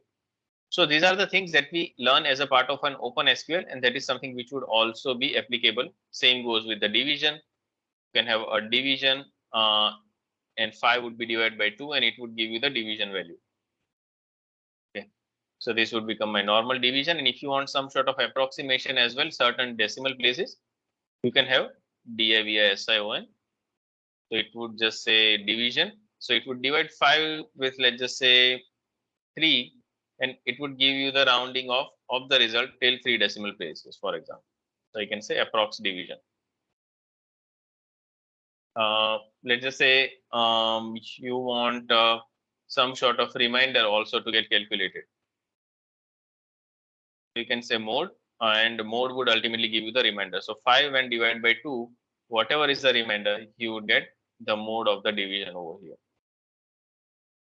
So these are the things which are very straightforward, which were there earlier when we learned the OpenSQL syntax as a part of new ABAP syntax. What is very important and something which is also very good in a CDS view is that we can have certain things which were earlier at function module level, now also available at a, I can say, SQL level. I can say unit conversion and currency conversion. So when I say unit, for example, I do have some values in kilograms and I want to convert it to gram. So I do have some value in the manufacturing unit and I want to convert it to production unit. That is what a conversion is all about. Okay, so for example, I would like to take these 2 columns over here.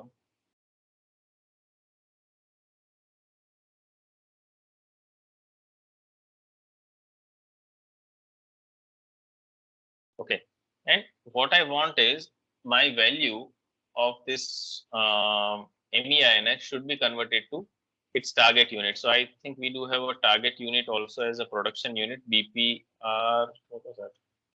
BPRME. And the value can get converted to from one to another. Let's just see how is there any sort of differences also over there. Otherwise, we can take an alternative way. Here we do have everything SP. So let's just say I want to go with currency, unit conversion.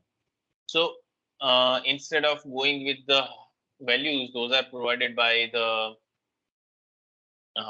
internal table, we can also do some sort of conversion on our own. let's just say I want to define some sort of parameter, that I want to make this non-parameterized view a parameterized view now. What is the difference? It is just a keyword, right? So I can say with parameter, and here I want some sort of a source unit. And for example, let's just take the data element of the source unit. What is it?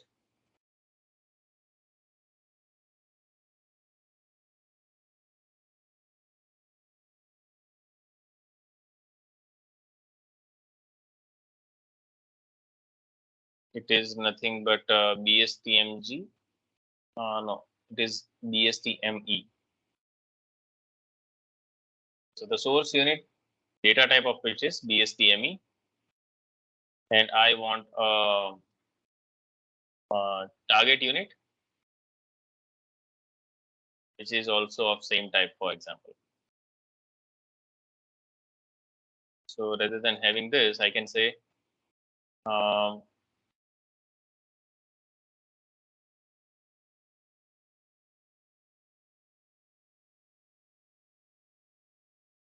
I can say this target unit, I also want to just show so that it would be easy for us to visualize. Now let's just go with the unit conversion.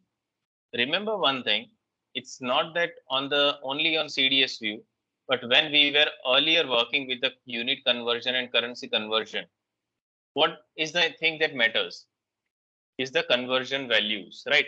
When I say a kg is converted to gram, a kg is let's just say 1000 grams, then that conversion value should be maintained in the system's configuration, SPRO settings, so that a functional person should have done.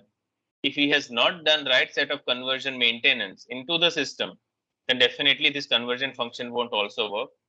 And that is not only with this conversion, the ideal function module based conversion also we were using, that might also not work, right? So it all depends on the system configuration. And as it is a sandbox, it is also possible that that might occur. Let's just try. If we do have right set of conversion available in place, I can say EL, I want to convert it to from source unit. I can say the source unit to some sort of target unit.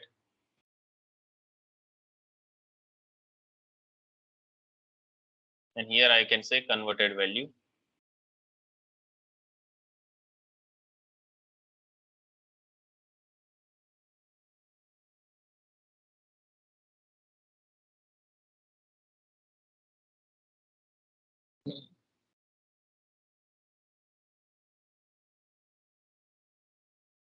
If I just say execute, I would be prompted for two inputs.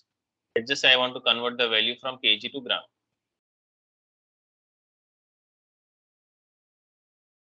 So it is 32 and now it is converted to 32,000. So my kg is converted to gram, and likewise you can have the conversion function being running on the database as well that we just did. Same way we have currency conversion as well. For example, you have the values in dollars and you want to convert it to euro. You have the value in INR and you want to convert it to USD.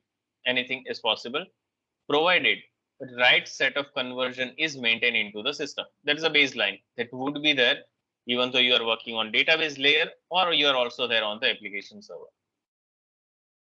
For example, I do have a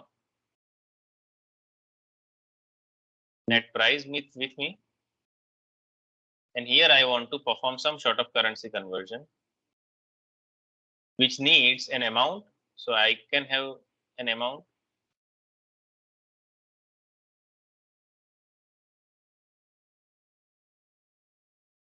Okay, and here is a source and target currency. So I have to give the source currency, target currency, and the exchange rate date, that on which date you want the exchange rate to be calculated. So for that, let's just say again we have to define some sort of input parameter. I can say from currency.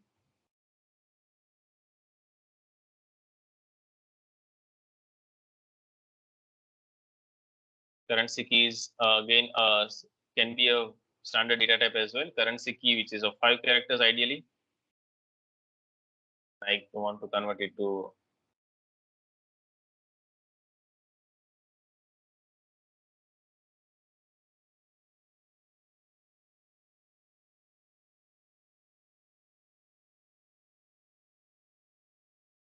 and exchange rate that we would like to calculate on would be abap dot dats.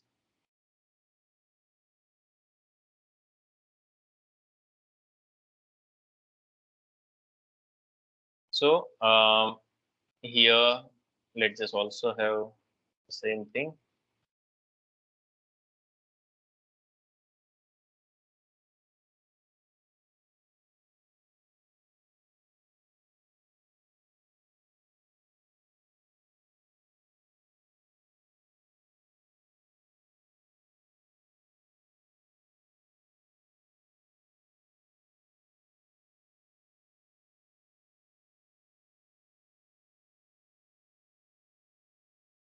And the exchange rate date.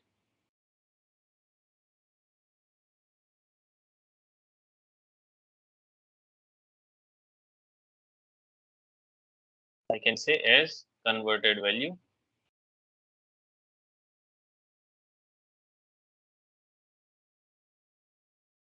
Second, what is the error?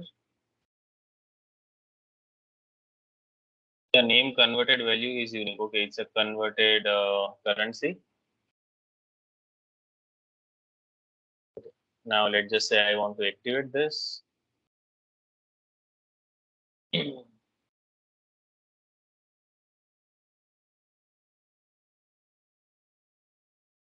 Now let's just say if I activate this,